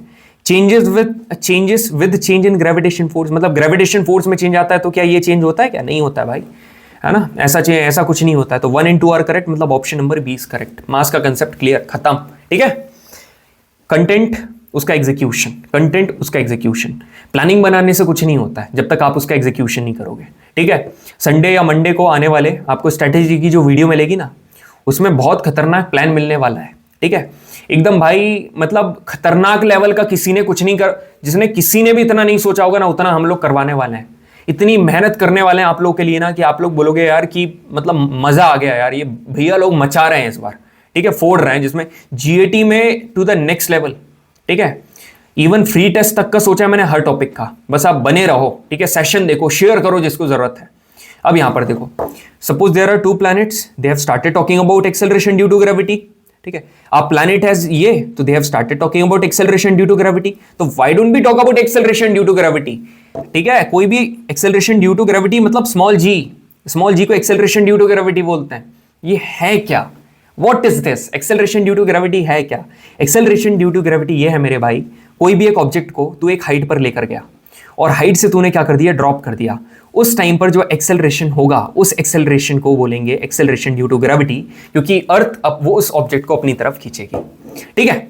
Acceleration produced in the body, ठीक है, acceleration produced in a body due to gravity is called acceleration due to gravity, जिसकी वैल्यू होती है 9.8 metre per second square. G की value is not same everywhere, आपको पता है जी की वैल्यू सेम नहीं है, जी की value is not same everywhere, ठीक है। मगर कैपिटल जी कांस्टेंट है, उसको कांस्टेंट बोल रहे हैं, तो याद रखना उसकी वैल्यू कांस्टेंट है। कितनी? 6.673 into 10 to the power -11 newton metre square per KG square, ठीक है। अब यहां पर देखो, वैल्यू ऑफ जी काय के ऊपर डिपेंड करती है? इसके ऊपर जो फॉर्मूले में है। मास के ऊपर डिपेंड करती है, रेडियस के ऊपर डिपेंड करती है, और डेंसिटी ऑफ द प्लैनेट के ऊपर डिपेंड करती है। डेंसिटी भैया आज तक तो ये डेंसिटी तो बताया नहीं यार कैसे? मैं बताऊंगा कैसे होती है, मैं बताऊंगा। इट डज नॉट, ठीक है, प्लैनेट के ऊपर, मगर it does not depend upon the mass, radius, density of the body placed on it. मतलब मेरी बात समझ रहे हो? यदि मैं ऐसा बोल दूं कि ऊपर से ट्रक गिर रहा है, ठीक है, ऊपर से ट्रक गिर रहा है, और साइड में मैं बोल दूं ट्रक की जगह ऊपर से साइड में क्या कर रहा है, पॉलीथीन गिर रही है, तो आप ये इस पॉइंट ऑफ टाइम से मतलब जजमेंट नहीं लगा सकते हो कि ट्रक का मतलब ट्रक ऐसा है कि उसका मास ज्यादा है तो एक्सेलरेशन ड्यू टू ग्रेविटी उसके लिए ज्यादा होगी। इट्स नॉट लाइक दैट, ठीक है। ऐसा भाई बॉडी के मास के ऊपर डिपेंड नहीं करेगा, बॉडी के रेडियस के ऊपर डिपेंड नहीं करेगा, बॉडी की डेंसिटी के ऊपर डिपेंड नहीं करेगा। जिस प्लैनेट के ऊपर गिर रही है, अर्थ के मास के ऊपर डिपेंड करेगा, अर्थ की रेडियस के ऊपर डिपेंड करेगा, अर्थ की डेंसिटी के ऊपर डिपेंड करेगा भाई, ठीक है। कंसेप्ट क्लियर हो रहा है कि नहीं? ग्रेविटी में कंसेप्ट बहुत इंपॉर्टेंट है। अब मैं आपको एक बढ़िया चीज बता रहा हूं, नहीं तो आप बोलोगे सर सीधे आपने बता दिया फॉर्मूला। देखो मैं बता रहा हूं, आपने क्या एक चीज पढ़ी है, आपने एक बढ़िया सी चीज पढ़ के आए हो, W is equal to mg, m into G, और फोर्स आपको पता है कितना होता है, mass into acceleration, you know it very well, ठीक है। अब मेरी बात ध्यान से सुनो, ये जो फोर्स है मास इंटू एक्सेलरेशन तो होता है, मगर जो ग्रेविटेशनल फोर्स है वो कितना होता है, capital G mm upon r square, ये होता है। अब दोनों के दोनों, ये भी फोर्स है और ये भी फोर्स है, तो आपको पता है 1 इज इक्वल टू 2 है, तो दोनों को इक्वल रख दो, तो कितना हो जाएगा, m into G is equal to G mm upon r square. तो सर m से m कैंसिल हो गया, तो मतलब G is equal to GM upon r square. Sir ये क्या आ गया, यही तो है मेरे भाई small g acceleration due to gravity का फॉर्मूला, जिसकी वैल्यू होती है 9.8, और मीटर पर सेकेंड स्क्वायर क्यों लगा रहा है, क्योंकि एक्सेलरेशन है, ठीक है। मजा आया अब आगे बढ़ते हैं। ये देखो ये यहां पर लिखा हुआ है, ठीक है, आप देख लेना, सारी चीजें हो गई है अपनी। अब एक बढ़िया कंसेप्ट मैं आपको बता रहा हूं, अब डेंसिटी कैसे होगा, ठीक है। यदि गलती से भी, जैसे अपन ने सवाल में मोमेंटम का जिक्र करवाया था ना, और फिर मोमेंटम लेकर आ गए थे, यदि गलती से भी, ठीक है, डेंसिटी का जिक्र हो, किसका, डेंसिटी का जिक्र आपको देखने को मिले, फिर क्या करोगे, ठीक है, what will you do, then what will you do, ठीक है, what are you gonna do, आप पता क्या करोगे, मैं बताता हूं भाई, चिंता क्यों कर रहा है तू। Small G is equal to GM upon R square, ये होता है। अब डेंसिटी इसमें लेकर आ जा, डेंसिटी क्या होती है, density is equal to mass per volume. अब यहां पर मास है और यहां पर मास है, मास की वैल्यू पुट कर दे, मास किसके बराबर होता है, डेंसिटी इंटू वॉल्यूम, है ना, डेंसिटी इंटू वॉल्यूम। डेंसिटी को नोट करते हैं रो से, और वॉल्यूम कितना होगा, स्फीयर है अर्थ, तो 4/3 पाई आर क्यूब, इतना तो आपको पता होना चाहिए। एम की वैल्यू डालना जरा, G is equal to capital G rho 4/3 pi R cube, ठीक है, अपॉन आर स्क्वायर। अब ये जो यहां पर 2 आर हैं, यहां से एक आर कट गया, तो अब क्या बनेगा, ये फाइनल क्या बनकर आएगा, जी is equal to ji rho 4/3 pi और आर। अब आप यदि थोड़े समझदार हो तो एक चीज नोटिस करोगे, ठीक है, एक चीज, बस छोटी सी चीज, ये केस था बिफोर और ये जो केस है ये है आफ्टर। क्या सीन समझ में आ रहा है, यहां पर जो ग्रेविटी है, ठीक है, ये gravity this is inversely proportional to radius, यहां पर जो ग्रेविटी है this is directly proportional to radius, समझे। जैसे ही डेंसिटी का जिक्र हुआ तो कहानी पलट जाती है, ठीक है, कहानी पलट जाएगी। This is the power of the concept, इसलिए बोलता हूं कंसेप्ट के ऊपर फोकस कर मेरे भाई। अब इसको रटने मत जा, ये ऐसा प्रूव कर लेना वहीं के वहीं, ठीक है, कितनी चीजें रटने जाएगा तू, ठीक है, करंट अफेयर की मैराथन भी तेरे को फिर देखनी पड़ेगी ना आखिरी के 20-25 दिन में वो काम कौन करेगा। मैं थोड़ा यार, मेरा सीन मैं सही बता रहा हूँ, करंट अफेयर में ज़्यादा फोकस नहीं करता था, ठीक है, क्योंकि यार इतनी अनप्रेडिक्टेबल चीज़ को आप कॉमन सेंस लगाओ, उतना फोकस यदि इंग्लिश की वोकैबुलरी के ऊपर कर लिया, ठीक है, इंग्लिश की प्रीवियस ईयर क्वेश्चन की वोकैब लगा ली, तो आपका तो काम बन गया भाई, ठीक है। आपने यदि उसके ऑप्शन के भी वोकैब पढ़ लिए, सारी चीज़ें कर ली, ठीक है, जिस तरीके से मैं वोकैब करवाता हूँ उस तरीके से यदि आपने कर ली तो आपका तो काम बन गया, ठीक है। और एनर्जी कितनी, जितनी आप करंट अफेयर में दे रहे हो उससे कम। करंट अफेयर में कितने सवाल आते हैं, 10, 8, वोकैब में कितने आते हैं पता है, ठीक है, बताने की आपको जरूरत नहीं है, ये सारी चीज़ें एकदम यही लिखी है, ठीक है। तो ये आप गो थ्रू कर सकते हो और अपनी प्यारी सी नोटबुक में लिख सकते हो। लड़कों की प्यारी नहीं होती है, ठीक है, लड़कों की तो नोटबुक हो जाए वही बहुत बड़ी बात होती है, ठीक है, मगर मूर्खों बना लेना, ठीक है, कॉपी इतनी बढ़िया चीज़ मिल रही है, नोट्स के ऊपर ही इंक्लाइन मत रहना, लिखो, पेन चलाओ। मैं 2 दिन तक नोट्स, मैं एक जानबूझकर 2 दिन तक नोट्स नहीं भेजता हूँ, जानबूझकर 2 दिन बाद शेयर करता हूँ। अब करूंगा मैं वर्क पावर एनर्जी का, क्यों, मैं चाहता हूं कि तुम सेशन देखकर नोट्स बनाओ, मेरे को नोट्स शेयर करने में क्या, नोट्स तो मैं भेजता हूं, बिल्कुल 2 दिन बाद भेजता हूं, मगर बिल्कुल भेजता हूं, ठीक है। अब यहां पर देखो factors affecting the value of G, और हाँ आप लोग बोलते हैं नोट्स कहां से मिलेंगे, भाई नोट्स मिलेंगे सभी को पता है, ठीक है, on our Roar India account Telegram, ठीक है, वहां पर मैं आपको नोट्स भेज दूंगा, ठीक है। चलो, और भाई यार सुनो, तो एक बात मैं आपसे बोल रहा हूँ यार, इंस्टाग्राम वगैरह पर जैसे मैसेज वगैरह ना नोट्स के लिए यार मत करा करो, ठीक है यार, बहुत मैसेज हो जाते हैं यार, क्या क्या देखने जाओ, तुम खुद सोचो ना।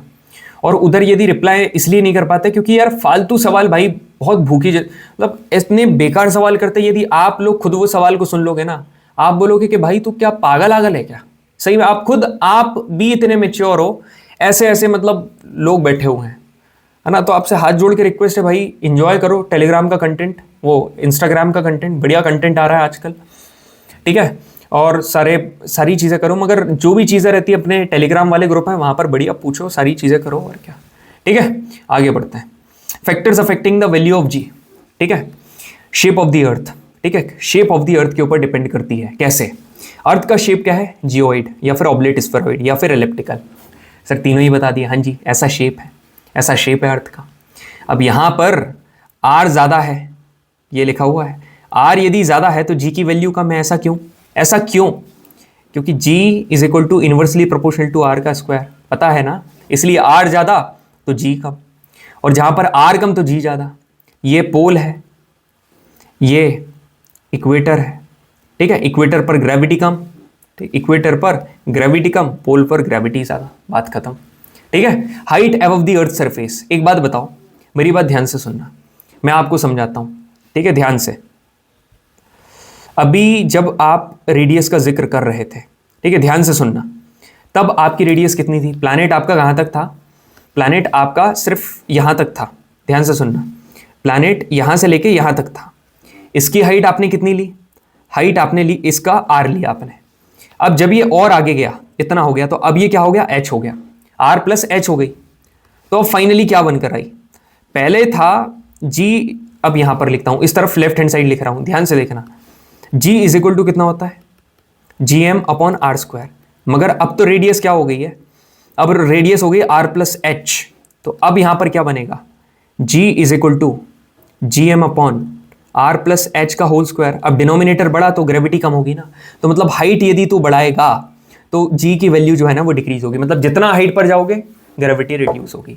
Depth below the earth surface, गहराई में जाओगे तब भी जी की वैल्यू डिक्रीज होगी with the increasing depth. Now let's talk about axial rotation. Rotation का क्या इंपैक्ट पड़ता है, पोल पर घंटा फर्क नहीं पड़ता है, सीधी बात, there will be no change in the value of g at poles, ठीक है, if we speed up the rotation.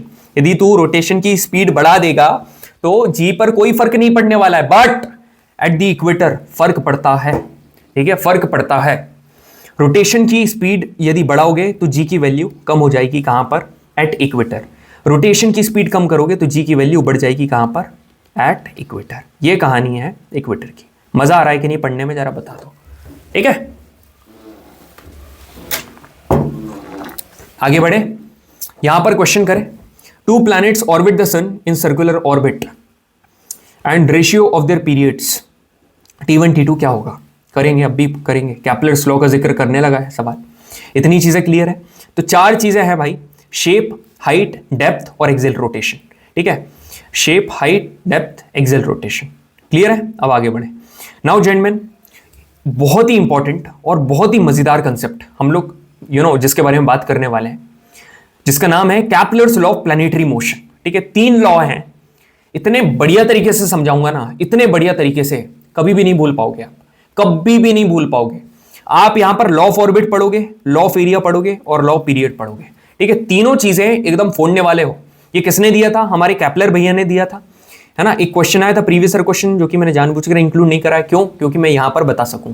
Newton sir ने ये चीज नहीं दी थी, ठीक है। वो बोलेगा ना, वो पता क्या बोलेगा, law of planet, law of the motion of the planetary. तो जैसे ही मोशन दिखता है न्यूटन भैया याद आ जाते हैं, ठीक है। ऐसा नहीं करना है आपको, प्लैनेटरी, प्लैनेट के मोशन के लॉ वो किसने दिए, कैपलर ने दिया है, ना कि उसने। तो तीन लॉ है ना। अब मेरी बात सुनो, मैं कुछ बोल रहा हूं भाई, मेरे को देखो, जो अर्थ है ना, अर्थ है एलिप्टिकल। अभी अपन ने शेप पढ़े, एक ऐसा जियोइड भी बोलते हैं, ठीक है, ऑब्लेट भी बोल सकते हैं, अंडे जैसा ऑब्लेट स्फेरॉइड, इसको आप एलिप्टिकल भी बोलो, ठीक है। एलिप्टिकल यदि अपन पूरा ले रहे हैं 3D एलिप्टिकल, ठीक है, एलिप्टिकल, ठीक है। अब यदि एलिप्टिकल 3D ले रहे हैं तो स्फीयर, सॉरी, एलिप्टिकल की यदि अपन बात कर रहे हैं तो एक एलिप्स होता है, उसके दो फोकस होते हैं, आप सभी को पता है, you know it very well. उसका एक फोकस ना होता है सन, और वो जो पूरा एलिप्स है ना उसके अराउंड रिवॉल्व करते हैं planet. This is the law of orbit. Orbit करने का मतलब क्या है, घूमना। यदि मैं बोल रहा हूं कि प्लैनेट इज रिवॉल्विंग, मैं इसको ऐसे भी बोल सकता हूं, प्लैनेट इज ऑर्बिटिंग, दोनों का मतलब सेम है, ठीक है। ऑर्बिट का मतलब क्या होता है, चक्रा, ऑर्बिटिंग का मतलब चक्कर लगाना। कितना बेसिक से बता रहा हूं भाई, ठीक है, एकदम आंगनवाड़ी कंसेप्ट। चलो तुम्हारे स्टैंडर्ड का ख्याल रखते हुए आंगनवाड़ी नहीं बोलते, प्ले स्कूल बोल देते हैं, ठीक है। यहां पर देखो, ये पूरा एलिप्स दिख रहा है आपको, ये पूरा एलिप्स, हाँ जी सर दिख रहा है, बहुत प्यारे तरीके से आपने बनाया है, बढ़िया। आपकी मतलब क्रिएटिविटी के लिए ताली बजनी चाहिए, मेरे को सुनाई दे रही है भाई, ठीक है, थैंक यू सो मच। यहां पर देखो, एक फोकस है ये, एक फोकस है ये, और एक फोकस है ये है F1, ये है F2, this is F1 and this is F2। जितने भी प्लैनेट्स हैं, प्लैनेट 1, प्लैनेट 2, प्लैनेट 3, ये ऑर्बिट करेंगे इसके अराउंड, समझे, बिल्कुल सर समझ में। अब आता है लॉ ऑफ एरिया, ठीक है। अब एक ऐसी लाइन है, ठीक है, एक ऐसी लाइन बिटवीन किसके, सन और दी प्लैनेट, इन दोनों के बीच में ये जो लाइन है ना, that sweeps equal area in equal interval of time. मतलब इतना एरिया, ये कितना है, एरिया है A1, ठीक है, ये T1 टाइम में कवर करेगा, T1 टाइम में कवर करेगा प्लैनेट, ठीक है। ये जो लाइन है, इतना है एरिया, भाई अच्छे से बन जा, बेइज्जती मत करा, ठीक है। इतना एरिया जो कि है A2, ये T2 टाइम में कवर करेगा। समझ रहे हो? इक्वल एरिया, ठीक है। ये जो लाइन, अब सुनना, आ लाइन ज्वाइनिंग, ध्यान से मेरी बात ध्यान से सुनना, a line joining sun and the planet, एक ऐसी लाइन जो कि सन और प्लैनेट को ज्वाइन कर रही है, वो स्वीप करती है equal area in equal interval of time, equal interval of time, ठीक है। अब आखिरी का आता है law of orbit, law of orbit, law of period, sorry. Law of period क्या होता है? अपन ने क्या पढ़ लिया? अपन ने पहला पढ़ लिया ऑर्बिट, अपन ने ऑर्बिट पढ़ लिया, डन है। दूसरा अपन ने एरिया पढ़ लिया, ठीक है। तीसरा पीरियड, ठीक। अब मेरी बात ध्यान से सुनना, पीरियड ये क्या बोलता है, सुनना मेरी बात ध्यान से, ये क्या है? यदि मैं आपसे बोलूं डी का मतलब क्या है, दिस इज द डिस्टेंस, ठीक है। यदि मैं आपसे बोलूं टी का मतलब क्या है, दिस इज द टाइम, मगर कौन सा डिस्टेंस, कौन सा? ये वाला, इन दोनों के बीच में, ठीक है। टाइम कौन सा? पूरा का पूरा ऑर्बिट कंप्लीट करने का जो टाइम है, ठीक है, इसको हम लोग क्या बोल रहे हैं? इसको हम लोग बोल रहे हैं T, this is the time, इसको हम लोग टी बोल रहे हैं। अब मेरी बात ध्यान से सुनना, जो डिस्टेंस है, average distance between planet and the sun, average ही लेंगे, जो कि है डी, ठीक है। इस डी का cube is directly proportional to time का स्क्वायर, जो कि एक ऑर्बिट को कंप्लीट करने में लग रहा है। खत्म, है ना। अब मैं आपको अच्छे से, अभी मेरे को पता है आपको क्लियर है, मगर मैं इतने में रुकने वाला नहीं हूं, ठीक है। अब यहां पर सुनो, law of orbit, the object of a planet is an ellipse with the sun at one of the foci. मतलब जो प्लैनेट का ऑब्जेक्ट है ना, वो क्या है? मतलब ऑब्जेक्ट ऑफ अ प्लैनेट वो क्या है? एलिप्स है, with the sun at one of the foci, ठीक है। क्लियर है? ऑब्जेक्ट क्या होता है भाई?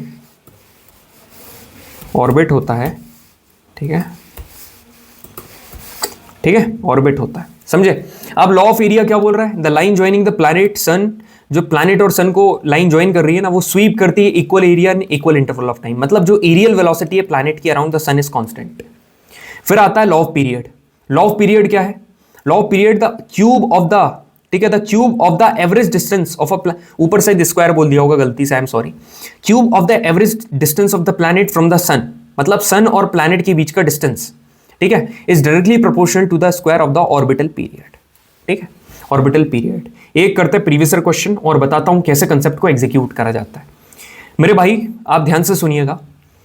To planet orbit the sun in circular orbit with the radius of orbit as r1, जो है, एक है प्लैनेट 1 और एक है प्लैनेट 2। प्लैनेट 1 की रेडियस r है ना, प्लैनेट 2 की रेडियस 4r है, ठीक है। हमको बताना है रेशियो टाइम 1 और टाइम 2 का, टाइम 1 अपॉन टाइम 2 हमको बताना है। तो अब मेरी बात सुनो, आपको एक चीज पता है यूनिवर्सल, वो क्या है? वो आपको ये पता है कि डी का क्यूब, अब डायरेक्टली प्रोपोर्शनल ना लगा के अपन इक्वल टू लगा दे, बिल्कुल लगा दो, टी का स्क्वायर, ठीक है। For the shake of understanding लगा रहे हैं, बार बार प्रोपोर्शनल कौन ही बनाए, ठीक है, कौन सा तुम्हारे को लिखने के मार्क्स मिलेंगे, वो तो ऑब्जेक्टिव है, ये बना दिया। अब अपन क्या करते हैं, आप एक बात बताओ, आपको चाहिए, लिसन टू मी केयरफुली। अब यहां पर जो डायरेक्शन है, ये आपको कितना गिवन है? आर, मतलब डी मतलब आर। तो यहां पर आप क्या करो, ये इसमें 1 लगा दो, ठीक है, 1 लगाएं तो यहां पर क्या हो जाएगा? d1 का cube is equal to t1 का स्क्वायर, ये हो जाएगा, यही होगा। और d2 का cube is equal to t2 का स्क्वायर, यही होगा। 2 लगा दिया एक में। अब मेरी बात सुनो, d की जगह आपको क्या लिखना है? d जो है हमारा, इसको आप कैसे लिखोगे? इसको आप ऐसे लिखोगे, d1 हमारा r है, r का cube is equal to t1 का स्क्वायर। d2 कितना है?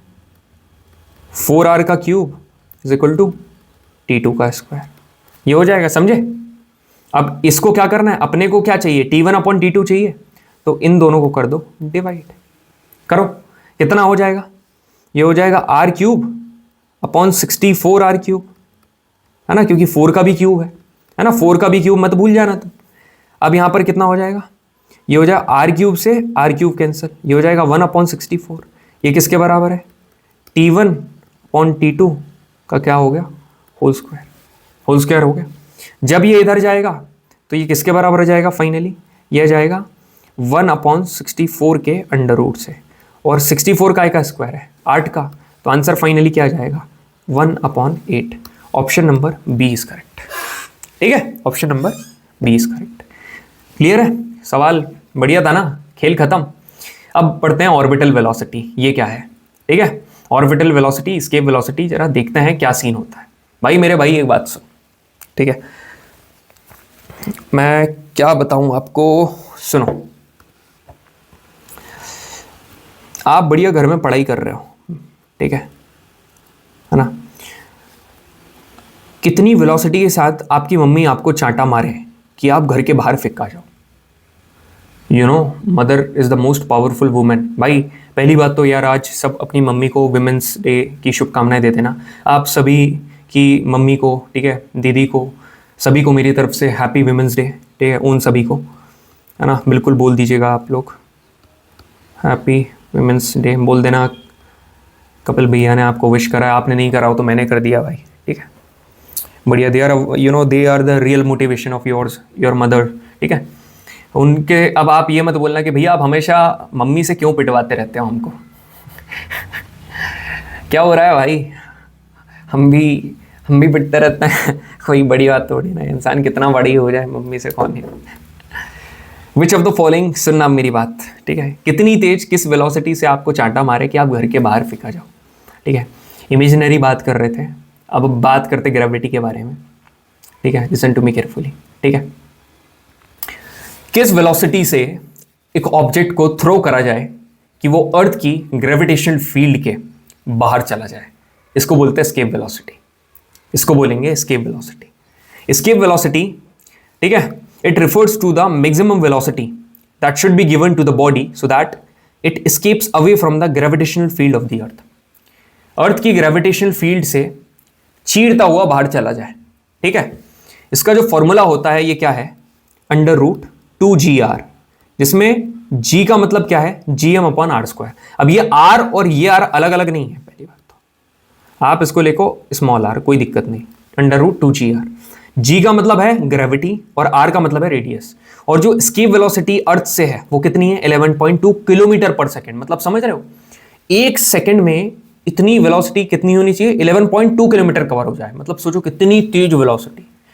द एस्केप वेलोसिटी, अब मेरी बात ध्यान से सुनना, एक चींटी को फेंकने की वेलोसिटी, ठीक है, और एक एलिफेंट को अर्थ की मैग्नेटिक फील्ड से बाहर फेंकने की वेलोसिटी, दोनों की दोनों सेम होती है, पता है आपको, दोनों की दोनों से, एक चींटी को फेंकने की और आप एक बात बताओ भाई, चाहे हाथी को बाहर फेंको चाहे चींटी को बाहर फेंको, 11.2 किलोमीटर पर सेकेंड की ही रफ्तार से फेंकना पड़ेगा ना।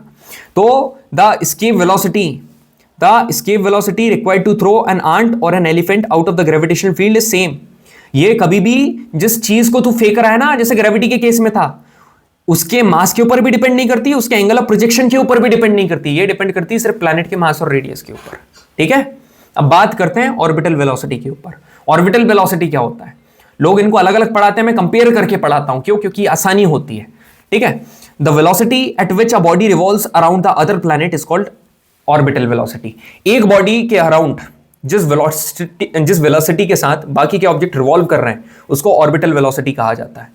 यहां पर यदि आप देखोगे जो ऑर्बिटल वेलोसिटी है ये कितनी है, √gr है ना। तो ये आप देख रहे हो उधर √gr था, तो मतलब दिस इज √2 टाइम्स ऑफ कौन सी वेलोसिटी, एस्केप वेलोसिटी। समझ में आया, एस्केप वेलोसिटी में √2 का मल्टीप्लाई कर दो मेरे भाई। ये जो चीज है ना, it does not depend upon the mass of the satellite, satellite के मास के ऊपर डिपेंड नहीं करता है, ठीक है। वही चीज है जो घूम रही है उसके मास के ऊपर डिपेंड नहीं करेगा, प्लैनेट के मास के ऊपर है ना, प्लैनेट की रेडियस के ऊपर जिसके अराउंड वो घूम रही है। अब ऑर्बिटल वेलोसिटी है कितनी, 7.92 किलोमीटर पर सेकेंड, ठीक है, इतनी है।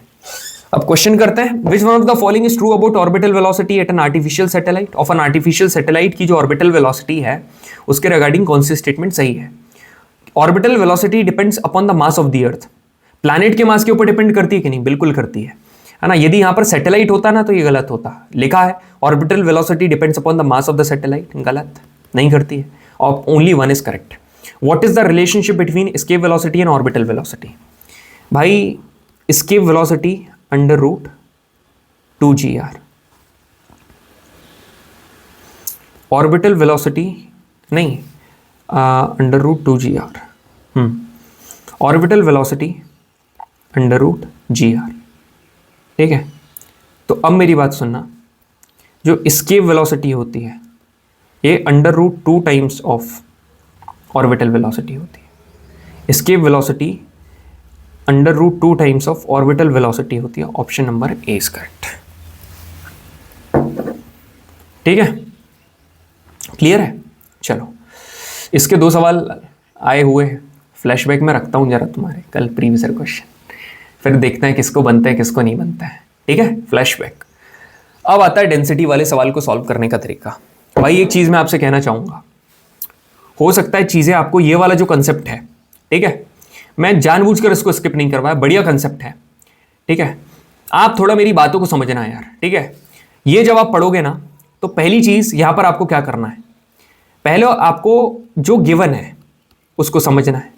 पहली चीज गिवन करने के बाद, ठीक है, गिवन करने के बाद आपको क्या क्या चीज किसकी दी है वो देखना है।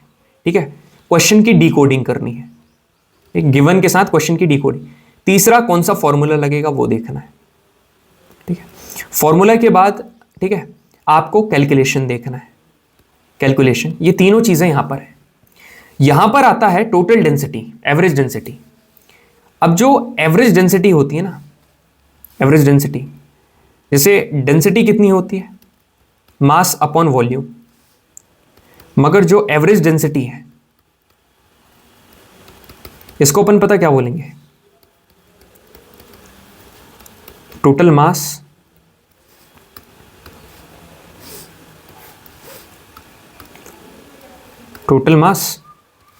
Upon total volume, total mass upon total volume. Clear है? इतना बढ़िया तरीके से क्लियर है? बिल्कुल सर क्लियर है। अब देखते हैं क्या होता है। An object is made up of 2 equal parts by volume. भाई 2 ऑब्जेक्ट है, 1 और 2 ऑब्जेक्ट है, दोनों को वॉल्यूम सेम है। ठीक है सर, वॉल्यूम सेम है। 1 पार्ट हैज डेंसिटी, ये 0 है ना, मैं 0 नहीं लगा रहा हूं, ओ नहीं लगा रहा हूं, rho, and other part has density 2 rho. ठीक है sir, what is the average density? भाई एवरेज डेंसिटी क्या होगी? जो एवरेज डेंसिटी है वो क्या होती है? एवरेज डेंसिटी क्या होती है? Total mass upon total volume. Total mass density is equal to mass per volume. तो मास कितना हो जाएगा? डेंसिटी इंटू वॉल्यूम, ये हो जाएगा। तो m1 के लिए डेंसिटी इंटू वॉल्यूम कितना हो जाएगा? यहां करते हैं, ये मल्टीप्लाई बाय v। इसके लिए कितना हो जाएगा? ये मल्टीप्लाई बाय v, ये हो जाएगा। अपॉन ये कितना हो जाएगा? v प्लस v, क्योंकि ये तो सेम है। ये कितना हो जाएगा? 3 टाइम्स ऑफ, और यहाँ 2v हो जाएगा। v से v कैंसिल, फाइनली क्या आ गया? 3/2 रो। है क्या कोई सा ऑप्शन? क्यों नहीं होगा? Option number 20 correct. ठीक है, ऑप्शन नंबर 20 करेक्ट। जरा पानी पी लूँ। ठीक है, बॉटल में जल है, रम नहीं। डिफेंस एस्पिरेंट्स किसी से कम नहीं, पिछले वाले सेशन। और हाँ भाई सुनो मेरी बात यार, वो कौन बंदा था यार, कौन सा एक बोल रहा था लक्ष्य वाला गाना बजाएंगे ट्रक में। ठीक है, लक्ष्य वाला गाना ट्रक जो अपना चल रहा था ना, एक उसमें लक्ष्य वाला गाना बज रहा था। लिख देता हूँ भाई, नहीं तो भाई बुरा मान जाएगा। कौन था वो? प्यारा बच्चा था, बढ़िया, लक्ष्य। ठीक है, और दूसरा कौन सा गाना था? एक सनम करके बताया था यार उसने, बढ़िया। जो हिंदी गाने चलते हैं ना, कुछ करके तो था वो, मेरे को याद नहीं आ रहा है। कुछ मैंने उसकी कमेंट पढ़ी थी, बिल्कुल जल्दी आपकी कमेंट को हार्ट दिया जाएगा। बढ़िया, ठीक है, ट्रक में यही गाने चलेंगे। लक्ष्य वाला गाना तो भाई बढ़िया लोडिंग ट्रक था वो, ऑलिव ग्रीन वाला नहीं था लक्ष्य चला दिया तुमने बाकी बढ़िया था यार, कमेंट्स पढ़ के मतलब मजा आ जाता है तुम्हारी। ठीक है, अब यहां पर देखो, ये आंसर आ गया। ये वाले क्वेश्चन के लिए ना, यदि आप में पेशेंस नहीं है तो मत करो, आगे स्किप कर दो। ठीक है, बढ़िया सवाल है, मैं बोलूँगा ट्राई करो। ठीक है, मज़ा आएगा, मेरे साथ ट्राई करो जरा। सेशन तो अपन अभी ख़त्म कर देंगे, ट्राई विद मी। क्या है एक स्फेरिक, अब क्या क्या गिवन है पहले ये देखो, कौन कितने ऑब्जेक्ट है। आज स्फेरिकल शेल ऑफ आउटर, पहला क्या है? Spherical shell of outer radius R, मतलब ये जो पूरा है ये एक शेल है। खांचा, ठीक है, ऑफ आउटर रेडियस आर, और inner radius R by two contains a solid sphere, मतलब इसके अंदर एक सॉलिड स्फीयर है, ये एक सॉलिड स्फीयर इसके अंदर है। तो एक है शेल जो कि है आउटर, एक है स्फीयर जो कि है इनर, समझे, जो कि है इनर, ठीक है। ध्यान से सुनना, स्फेरिकल शेल की रेडियस कितनी है आर, और इसकी रेडियस कितनी है आर बाई टू। जो density of the material of solid sphere, इसकी डेंसिटी कितनी है और इसकी डेंसिटी कितनी है 2, ये आपको गिवन है, ठीक है। ये आपको आर गिवन है, ये आपको ये गिवन है, ठीक है, समझ में आए। अब पूछ क्या रहा है, what is the average mass density of the larger sphere, बड़े वाले स्फीयर का आपको बताना है, ठीक है, larger sphere, average mass density करें। एवरेज मास डेंसिटी पहली बात तो होता क्या है, टोटल मास, ठीक है, mass of 1 plus mass of 2 upon total volume, यही होता है सर। T1 वॉल्यूम भी लिख देते, वैसे कोई भी बात नहीं, ऐसा होता है, ठीक है। अब मेरी बात ध्यान से सुनना, ठीक है, लिसन टू मी केयरफुली। अपन जरा मास निकाले, ठीक है, पहले तो मास निकालते हैं, कैसे करेंगे, ठीक है। पहले बताओ टोटल वॉल्यूम निकालते हैं यार, है ना। टोटल वॉल्यूम कैसे, टोटल वॉल्यूम देखते हैं क्या होगा, टोटल वॉल्यूम का सीन देखते हैं, ठीक है।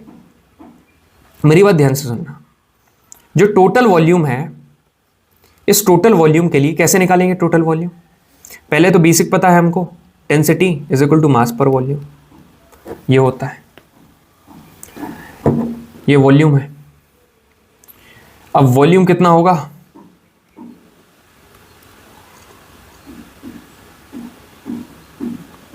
मास अपॉन डेंसिटी, ये होता है।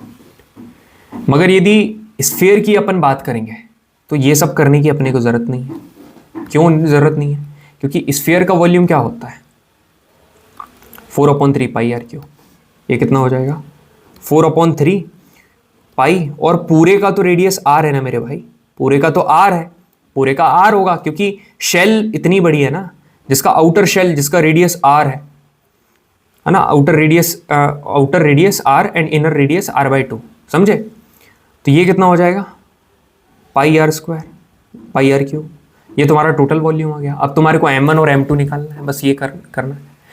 m1 कैसे, मास कैसे निकालोगे, मास m1 आप ऐसे निकालोगे, m1 is equal to density, ठीक है, ऑफ पहले वाले की मल्टीप्लाई बाय वॉल्यूम ऑफ पहले वाला। m2 कैसे निकालोगे, डेंसिटी ऑफ पहले दूसरे वाले की मल्टीप्लाई बाय वॉल्यूम ऑफ दूसरे वाले। अब मेरी बात सुनना ध्यान से, ठीक है, लिसन टू मी केयरफुली, ठीक है।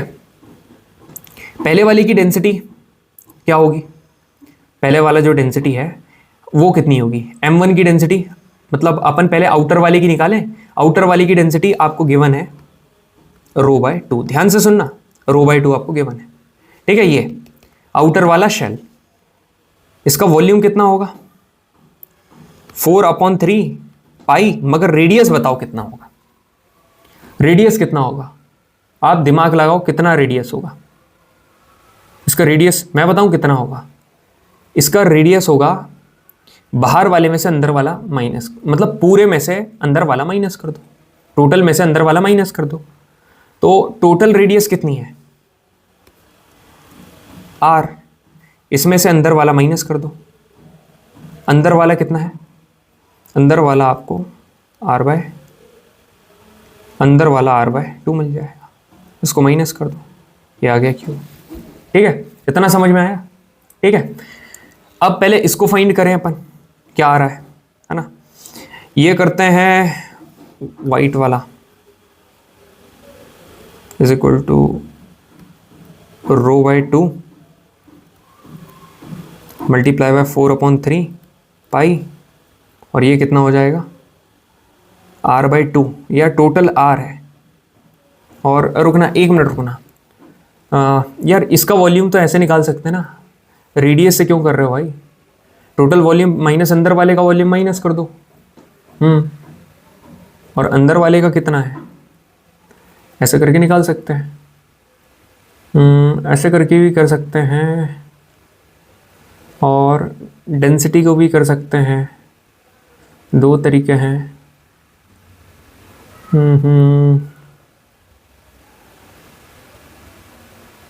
कौन सा तरीका बताऊं मैं आपको, रुकना ज़रा।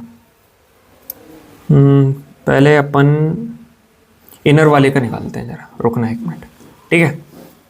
अंदर वाले का निकालते हैं, फिर सोचेंगे उसका। इनर वाले का निकालें। इनर वाले का मास चाहिए, तो डेंसिटी मल्टीप्लाई बाय वॉल्यूम हो जाएगा। तो उसका मास कितना है भाई, डेंसिटी कितनी है इनर वाले की, आर बाय, मतलब इनर वाले की है रो। इसका वॉल्यूम कितना हो जाएगा इनर वाला, 4/3 पाई, और रेडियस कितनी है उसकी, r/2, r/2 का क्यूब, ठीक है। अब जो आउटर वाला है, ठीक है, अब आउटर वाले का सीन देखते हैं। आउटर, क्योंकि ये तो आपको मिल गया है ना, आप डाल दो उधर, ये एकदम ऐसा का वैसा लिख देना, रो 4/3 पाई r/2 का होल क्यूब। अब दूसरा वाला भी मिल जाएगा तो बढ़िया रहेगा यार। कौन सा, आउटर वाला। अब यदि अपने को आउटर वाला चाहिए तो एक बार ऐसे करके देखें अपना आंसर आता है कि नहीं, करके देख लेते हैं। तो ये होगा r/2 का होल क्यूब, और यहाँ 2 का होल क्यूब, ये गलत होगा, ठीक है। अब रुको, अब मैं करके बताता हूँ आपको वॉल्यूम कैसे निकलेगा इसका, ठीक है। देखो इसका वॉल्यूम कैसे निकालेंगे आउटर वाले का, इसलिए मैं बोल रहा था दूसरा वाला पहले, जो आसान है वो पहले करो। इसका वॉल्यूम ऐसे निकलेगा, लिसन टू मी केयरफुली, मज़ेदार क्वेश्चन। इसका वॉल्यूम ऐसे निकलेगा कि पूरे वॉल्यूम में से अंदर वाले का वॉल्यूम माइनस कर दो, ठीक है। पूरे में से अंदर वाले का वॉल्यूम माइनस कर दो। कैसे,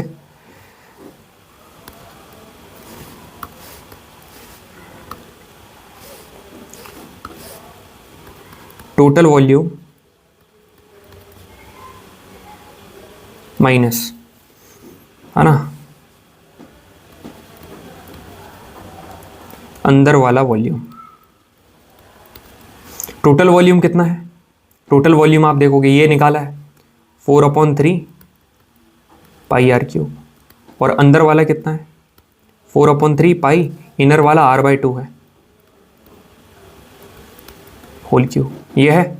अब आप कॉमन क्या ले लोगे, 4/3 पाई, r क्यूब कॉमन लिया तूने, ये 1 माइनस ये कितना जाएगा 1/8। अब जा रहा है सही जरा जोश के साथ, है ना। अब यहाँ पर क्या हो जाएगा, मज़ा आ रहा है भाई, जूस कहाँ है, 4/3 पाई r क्यूब 7/8,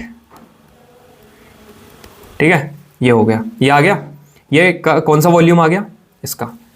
अब इसमें अब ये सिर्फ अपने को मास चाहिए, याद रखना क्या चाहिए, मास, हमारे को मास चाहिए। तो मास ऑफ कैसे निकालेंगे,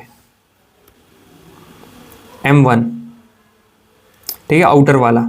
ये कैसे निकलेगा मास, डेंसिटी का मल्टीप्लाई करते हो, और इसकी डेंसिटी कितनी है रो/2 मल्टीप्लाई बाय जो आया 4/3 पाई r क्यूब अपॉन 7/8, ठीक है। अब मेरी बात सुनो, पुट कर दो, और क्या वैल्यू, क्या बात सुनो भाई, रो/2, ठीक है, डेंसिटी ये है 4/3, ठीक है, पाई r क्यूब 7/8 पाई 7/8, ठीक है, अपॉन टोटल मास हो गया, अपॉन में क्या है टोटल वॉल्यूम। टोटल वॉल्यूम कितना है भाई 4/3 पाई r क्यूब। तो भाई ऊपर से 4/3 पाई r क्यूब कॉमन ले ले, ऊपर से 4/3 पाई r क्यूब, ठीक है। कितना हो जाएगा, रो/8 हो जाएगा, यस सर हो जाएगा, प्लस, ठीक है, यहाँ पर हो जाएगा 1/2 मल्टीप्लाई बाय 7/8, यहाँ पर आ गया और रो, ये रो लगा दो यहाँ पर, ये हो जाएगा 16 2 पाई प्लस 7 पाई, ये हो गया 16 हो जाएगा और ये 7 पाई 9। तो यहाँ पर क्या जाएगा, ये 4/3 कॉमन ले लिया था अपन ने। अब आगे, और इसके आगे करूँ या यहाँ कर दूँ, बताओ आप। आगे एक और स्लाइड बना लेते हैं, चिंता मत करो।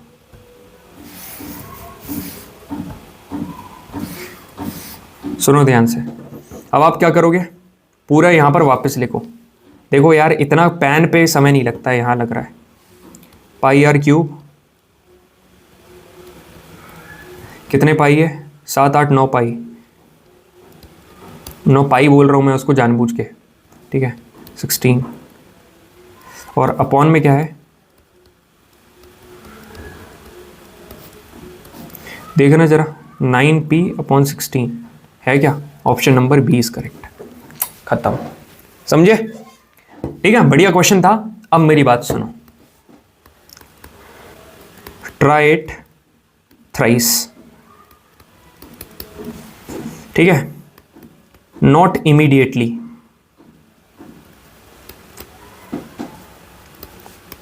But definitely. एक बार में नहीं होगा मगर जरूर होगा, ठीक है, समझे क्या करा है अपन ने। भाई देखो, तुमने mass plus mass upon total volume लिखा, टोटल रेडियस तो तुम्हारी क्या होगी, आर होगी, या आपने टोटल रेडियस मतलब आर लिख दी। अब इसका मास और इसका मास, तो अब बाहर वाले का जो आप निकाल रहे थे, है ना, आप टोटल वॉल्यूम में से अंदर वाला माइनस कर दिए तो बाहर वाला मिल जाएगा।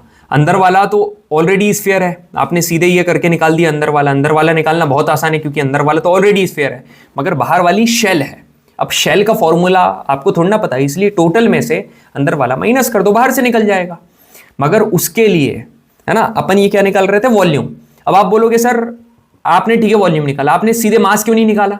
अरे तो मेरे भाई मास मेरे को पता नहीं था ना, इसलिए मैं, नहीं तो आप सोच रहे हो टोटल मास में से अंदर वाला मास माइनस कर दो। यदि इतना मेरे को मास पता ही होता तो मैं सीधा वैल्यू पुट नहीं कर देता। This is the crux of the question, ठीक है। अब आगे बढ़े, चलो बढ़ता है। अब ब्लॉक ऑफ वुड, डायमेंशन 40 × 20 × 10, कितना, एक वुड है भाई, मतलब ऐसी एक लकड़ी है ना, 40/20, मतलब लेंथ 40 है, विड्थ 20 है और हाइट 10 है, ठीक है। इस kept on a table top, ऐसे रखी हुई है। कैसे करके रखी हुई है लकड़ी,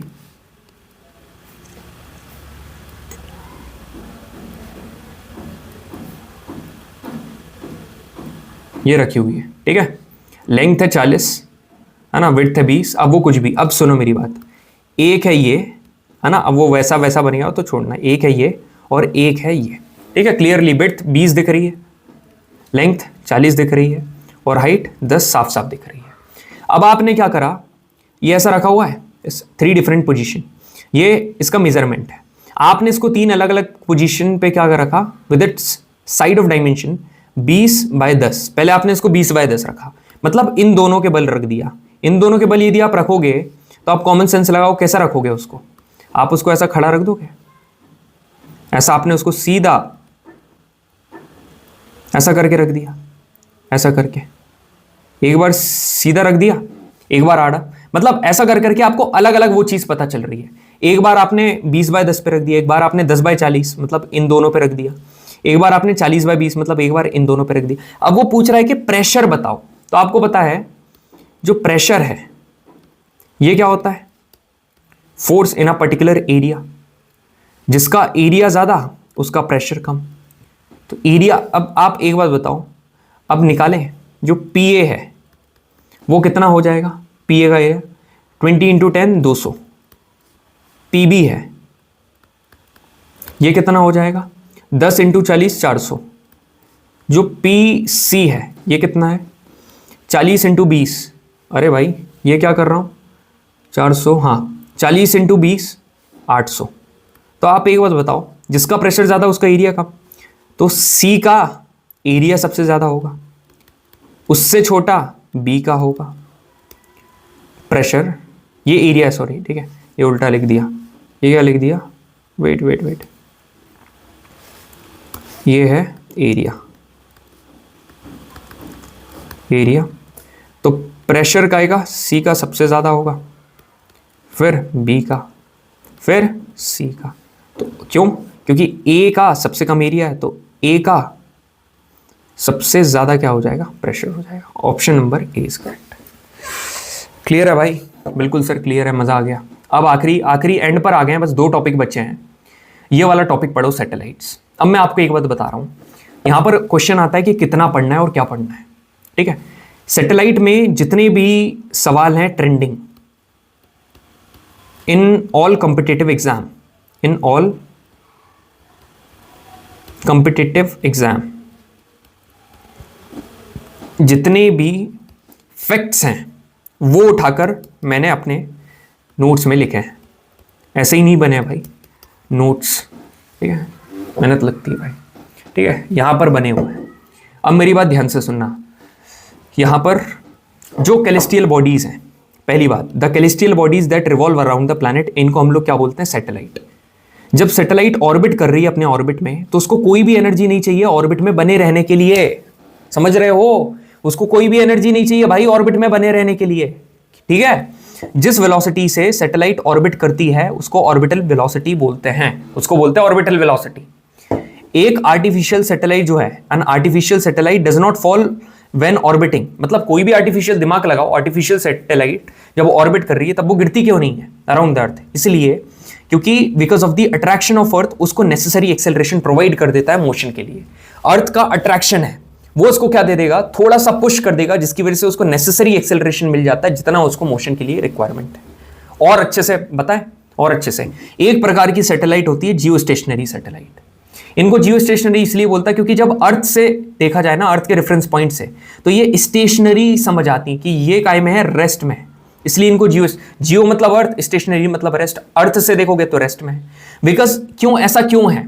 क्योंकि ये उसी डायरेक्शन में ऑर्बिट करती है, उसी एंगुलर वेलोसिटी के साथ ऑर्बिट करती है जिससे अर्थ करती है, इसलिए। समझ में आ रहा है? उससे अर्थ करती है, that's it. Orbit of Jio stationery satellite, पता जो मतलब ऑर्बिटिंग मतलब जो डायरेक्शन होता है, ऑर्बिट ऑफ डायरेक्शन, ठीक है, जो ऑर्बिट पीरियड है जियो स्टेशनरी सैटेलाइट का, इट इज द, वो काय के बराबर है? Period of the rotation of the अर्थ। समझ रहे हो? मतलब अर्थ का जो पीरियड है रोटेशन का, वो जियो स्टेशनरी सैटेलाइट का ऑर्बिट है। इसलिए तो वो जब दोनों सेम है, इसलिए तो आप समझ में आ रहा है कि क्यों वो स्टेशनरी दिखती है। मतलब ये कप है, ठीक है, जो ये ऐसे रोटेट कर रहा है, अब इसी के साथ साथ ये सैटेलाइट भी सेम उससे रोटेट कर रही है, तो समझ में थोड़ी ना आएगी कि रोटेट कर रही है, क्या कर रही है, क्योंकि सेम ही उससे जा रही है। द सैटेलाइट जो कि अर्थ के सरफेस से क्लोज ऑर्बिट कर रही है, उसकी ज्यादा स्पीड होती है और मिनिमम टाइम पीरियड होता है। स्पीड ज्यादा जो करीब होगी, मतलब ये अर्थ है और यहां पर एक है यहां पर, तो जो यहां पर है इसकी वेलोसिटी ज्यादा होगी और ये है इसकी वेलोसिटी कंपैरेटिवली कम होगी। सैटेलाइट्स अपना खुद का फ्यूल कैरी करती हैं। अब आप बताओ भाई, अभी सर आपने ऊपर पढ़ाया कि सैटेलाइट को ऑर्बिट में बने रहने के लिए कोई एनर्जी की रिक्वायरमेंट नहीं है, अब आप बोल रहे हो कि फ्यूल कैरी करती हैं। अरे भाई, फ्यूल कैरी करती हैं स्पीड मेंटेन करने के लिए नहीं, ताकि अपना ऑर्बिट चेंज कर सकें, गलती से कोई डेब्रीज या कुछ मतलब कोई ऐसी चीज आए जो कि उसको चोट पहुंचा सके या डैमेज कर सके। चोट तो नहीं पहुंचाएंगे, मतलब ताकि उससे डैमेज वगैरह डिस्ट्रक्शन ना हो जाए, सैटेलाइट टूट वगैरह ना जाए, इसलिए ऑर्बिट चेंज करना पड़ता है, तो उसके लिए एनर्जी होती है। सैटेलाइट प्लैनेट के अराउंड रिवॉल्व क्यों करती हैं? व्हाई? बिकॉज दे हैव इतनी स्पीड होती है that is fast enough to defeat the downward pull of gravity. Earth में तो ग्रेविटी है, वो उसको खींच क्यों नहीं लेती है? उसमें इतनी तो स्पीड होती है जो कि वो डाउनवर्ड पुल ऑफ ग्रेविटी को क्या कर देती है? डिफीट कर देती है। और यहां पर जो स्पीड है इट बैलेंसेस दो फैक्टर मतलब ओवरऑल जो उसका मूवमेंट है। जैसे देखो मैं आपको बता रहा हूं, टाइड्स बनती है ना, टाइडल बल्ज बनता है दो चीजों को बैलेंस करके, एक है सेंट्रिफ्यूगल फोर्स, दूसरा ग्रेविटेशनल पुल। ऐसे ही सैटेलाइट मूव करती हैं दो चीजों को बैलेंस करते, एक उसकी वेलोसिटी और एक ग्रेविटी। वो उसने वेलोसिटी आगे बढ़ाई और एक ग्रेविटी खींच रही, मतलब ग्रेविटी खींच रही है और वो उसके पास नेसेसरी वेलोसिटी है, दोनों में बैलेंस होगा, वो नीचे जाएगी नहीं। A satellite is kept on moving in its orbit around the earth due to centripetal force। सीधा सवाल आता है, कौन से फोर्स की वजह से जो सैटेलाइट है वो अर्थ के अराउंड रिवॉल्व करती है? पहले ही मैंने आपको बता दिया था, सेंट्रिपेटल फोर्स, एक ऐसा फोर्स जो कि सर्कुलर पाथ में लगता है टुवर्ड्स दी सेंटर। बताओ भाई, कंटेंट में दम है? ठीक है, अब बढ़ते हैं आखिरी टॉपिक के ऊपर, फ्री फॉल ब्यूएंट। ठीक है, फ्री फॉल क्या है? ठीक है। फ्री फॉल का मतलब होता है downward movement only under the influence of gravity. Gravity के इन्फ्लुएंस में कोई ऊपर से नीचे गिर रहा है, उसको बोलेंगे फ्री फॉल। कोई नहीं मतलब कोई ऑब्जेक्ट।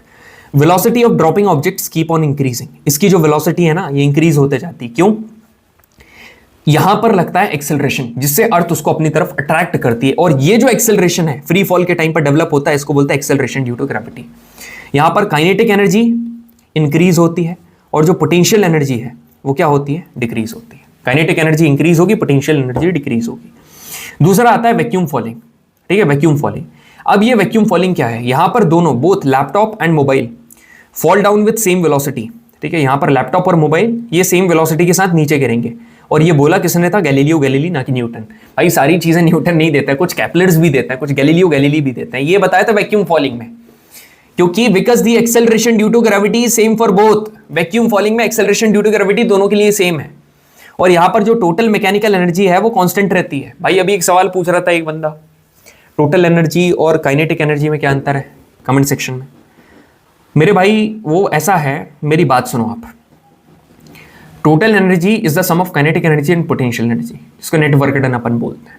ठीक है, वो उसका पार्ट है, वो नहीं है। ठीक है, kinetic energy plus potential energy, ये दोनों इन दोनों का जो यहां पर सम होता है यही तो मैकेनिकल एनर्जी है। इन दोनों के सम को मैकेनिकल एनर्जी बोलते हैं, याद रखना। Kinetic energy plus potential energy is called mechanical energy. ये कांस्टेंट है। यहां पर कोई भी एयर रेजिस्टेंस नहीं हो रहेगा। वैक्यूम में क्या ही रहेगा? Air friction. क्यों? क्योंकि क्या पार्टिकल्स रहेंगे क्या? यहां पर पार्टिकल्स ही नहीं रहेंगे, खत्म। अब आता है ब्यूएनसी, है ना। ब्यूएनसी क्या होता है? ब्यूएनसी का मतलब बताऊं क्या होता है? Buoyancy is a tendency of a body. ठीक है, मतलब it is a tendency of a fluid.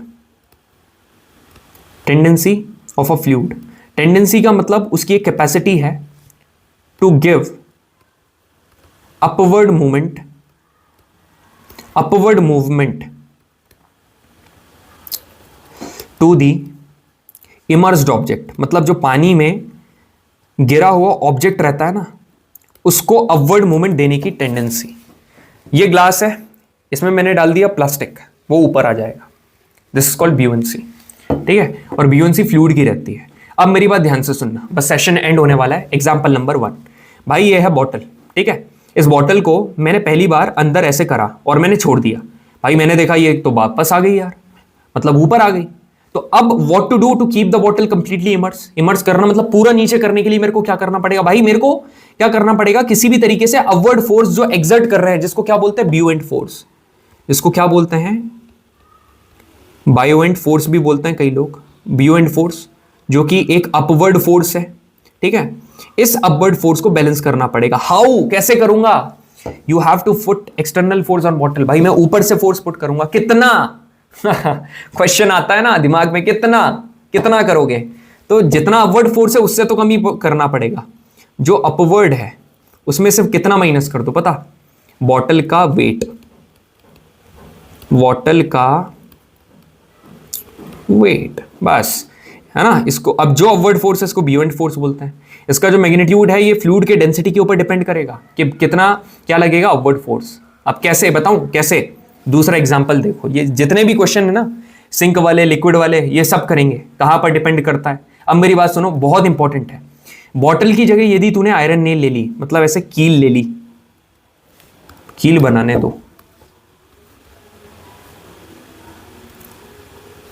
ये कील ले ली, तो ये क्या करेगी? ये नीचे जाएगी कि नहीं? क्या होगा? ये सिंक करेगी कि नहीं? ये नीचे जाएगी, बिल्कुल भाई, ये नीचे चली जाएगी। ठीक है, ये नीचे चली जाएगी, मतलब पूरा सिंक हो जाएगी वो, इट विल सिंक, है ना। क्यों?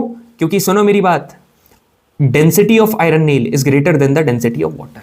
आयरन नेल की डेंसिटी पानी की डेंसिटी से ज्यादा है, इसलिए उस ऊपर वाले केस में बॉटल की डेंसिटी, क्यों ये ऊपर आ रही थी बॉटल? क्यों आ रही थी? क्योंकि बॉटल की डेंसिटी पानी की डेंसिटी से कम थी। इस केस में आयरन नेल की डेंसिटी पानी की डेंसिटी से ज्यादा है, डिस्क की डेंसिटी ज्यादा, वो नीचे चला जाएगा। क्वेश्चन क्या है?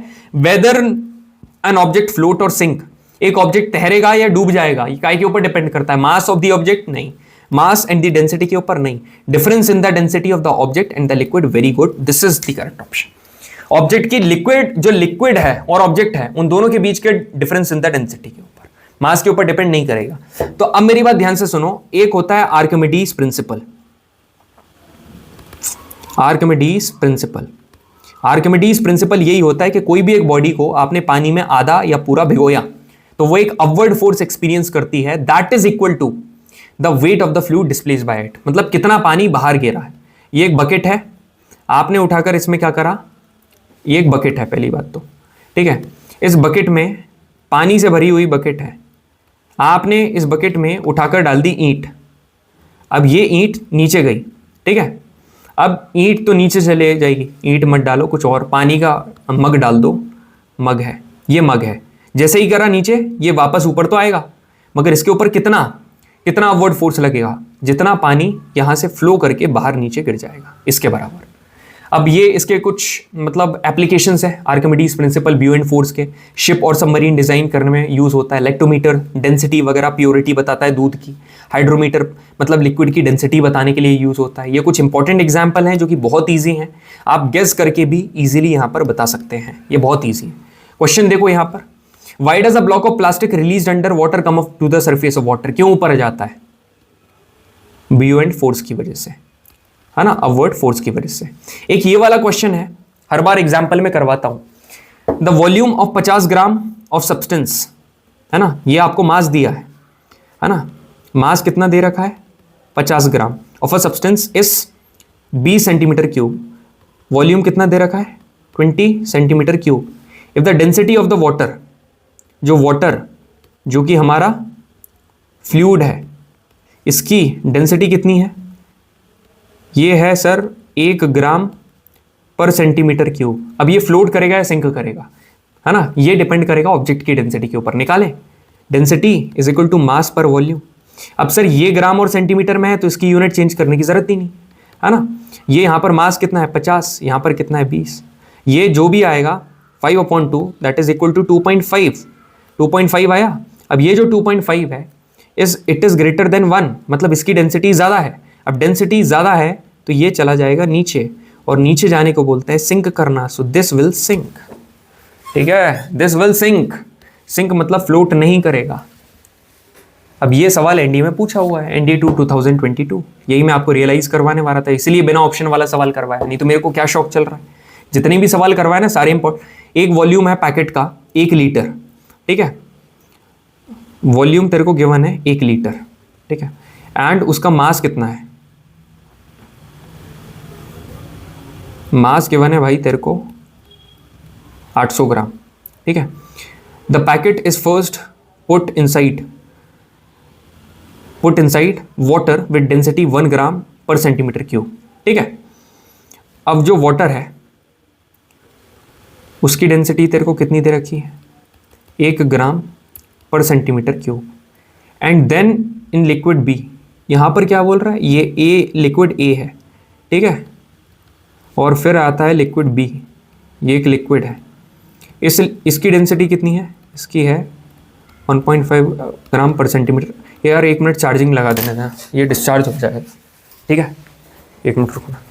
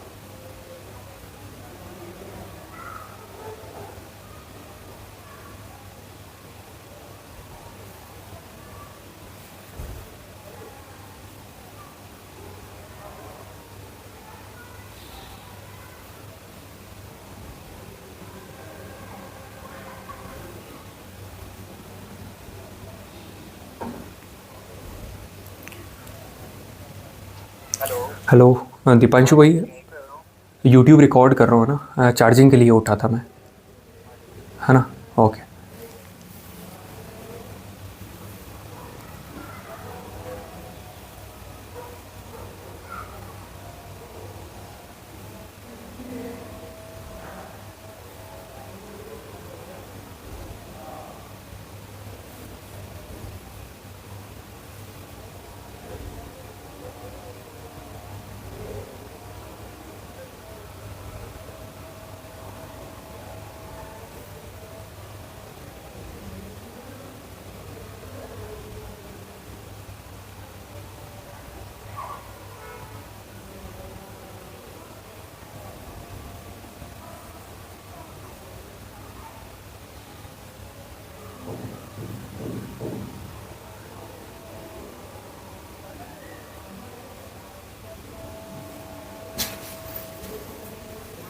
कहाँ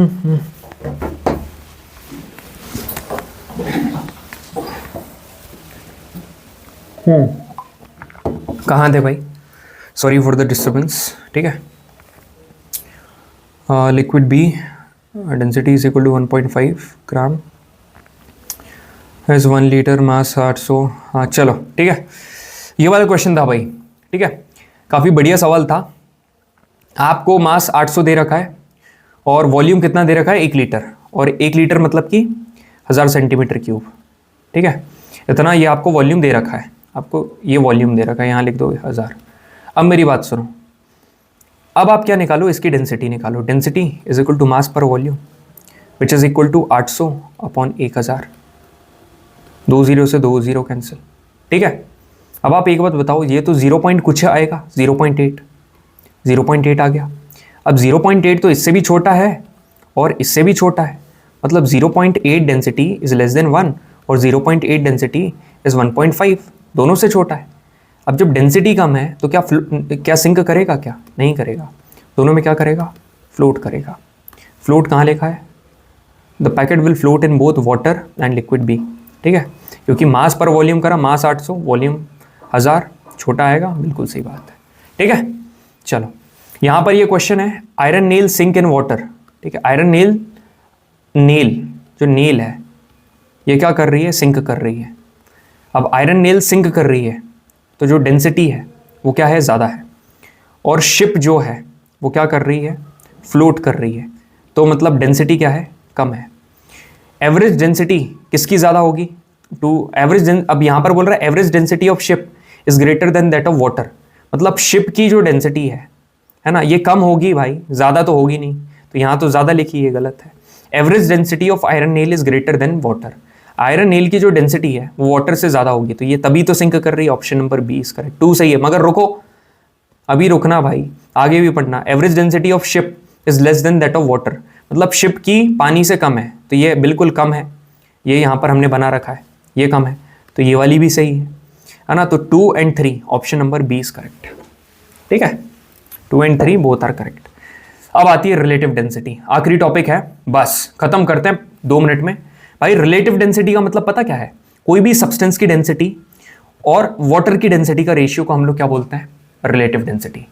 मतलब कि कोई भी आपको रिलेटिव डेंसिटी का है कि कोई भी सब्सटेंस की निकालना है, तो आप क्या करो, जैसे मैंने बोल दिया कि सिल्वर की रिलेटिव डेंसिटी निकालो, तो आप पता क्या करोगे, सिल्वर की डेंसिटी अपॉन वाटर की डेंसिटी, बस। वाटर की डेंसिटी परमानेंट है, इसका कोई भी it does not have any SI unit, इसकी कोई भी एसआई यूनिट नहीं है। याद रखना एक बॉडी का जो वॉल्यूम है ना, वो कितना पानी डिस्प्लेस हो रहा है उसके वॉल्यूम के बराबर होता है। एक न्यूमेरिकल अगली क्लास में करवा दूंगा, काम खत्म हो जाएगा आपका। ठीक है, मतलब कि जो बॉडी का वॉल्यूम है वो कितना पानी डिस्प्लेस हो रहा है उसके बराबर होता है। ठीक है, अब रिलेटिव डेंसिटी का सवाल, अरे यहाँ है तो क्या करवा दूंगा, यहाँ देखो, रिलेटिव डेंसिटी ऑफ सिल्वर इस ये। ठीक है, तो अपने को रिलेटिव डेंसिटी निकालना है।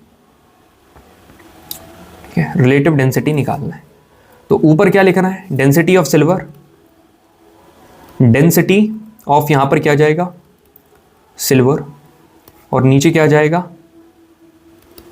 Density of water. Density of silver कितनी दे रखी है, 10.8। डेंसिटी ऑफ वाटर आपको कितनी दे रखी है, 10 की पावर 3। रुकना भाई, एक मिनट। रिलेटिव डेंसिटी दे रखी है तेरे को 10.8, ठीक है, और डेंसिटी ऑफ वाटर कितना दे रखा है, 1000, और डेंसिटी ऑफ सिल्वर फाइंड करना है। ये आ गया आंसर 10800। ठीक है, क्लियर है, दिस इज द आंसर। क्योंकि देखो, जो चीज़ आपको ये गिवन है, ध्यान से देखना, relative density of a silver is 10.8, तो ये गिवन है। Relative density of water is 10 की पावर 3, तो मतलब ये गिवन है। तो दोनों का मल्टीप्लाई कर दोगे तो ये आ जाएगा, तो 10.8। ठीक है, 10.8 का मल्टीप्लाई कैसे करा, 1000 से, जब 10 का करा तो इधर, तो फिर 2 0 और इधर, तो ये आंसर आ गया। So gentleman, this is the end of the session. ठीक है, मज़ा आ गया होगा मैकेनिक्स मतलब फोड़ने में। ठीक है, इस चीज़ को भूलना मत, आगे आने वाला कंटेंट बायोकेमिस्ट्री और जो पेपर लीक वाले सवाल होंगे, मोस्ट एक्सपेक्टेड सवाल होंगे ना, धुआंधार हम लोग खेलने वाले हैं भाई, मज़ा आने वाला है। ठीक है, मज़ा आएगा भाई। यू आर गोइंग टू मतलब फोड़ने वाले हो, you are going to kill it. ठीक है, so thank you very much everyone. ठीक है, जय हिंद।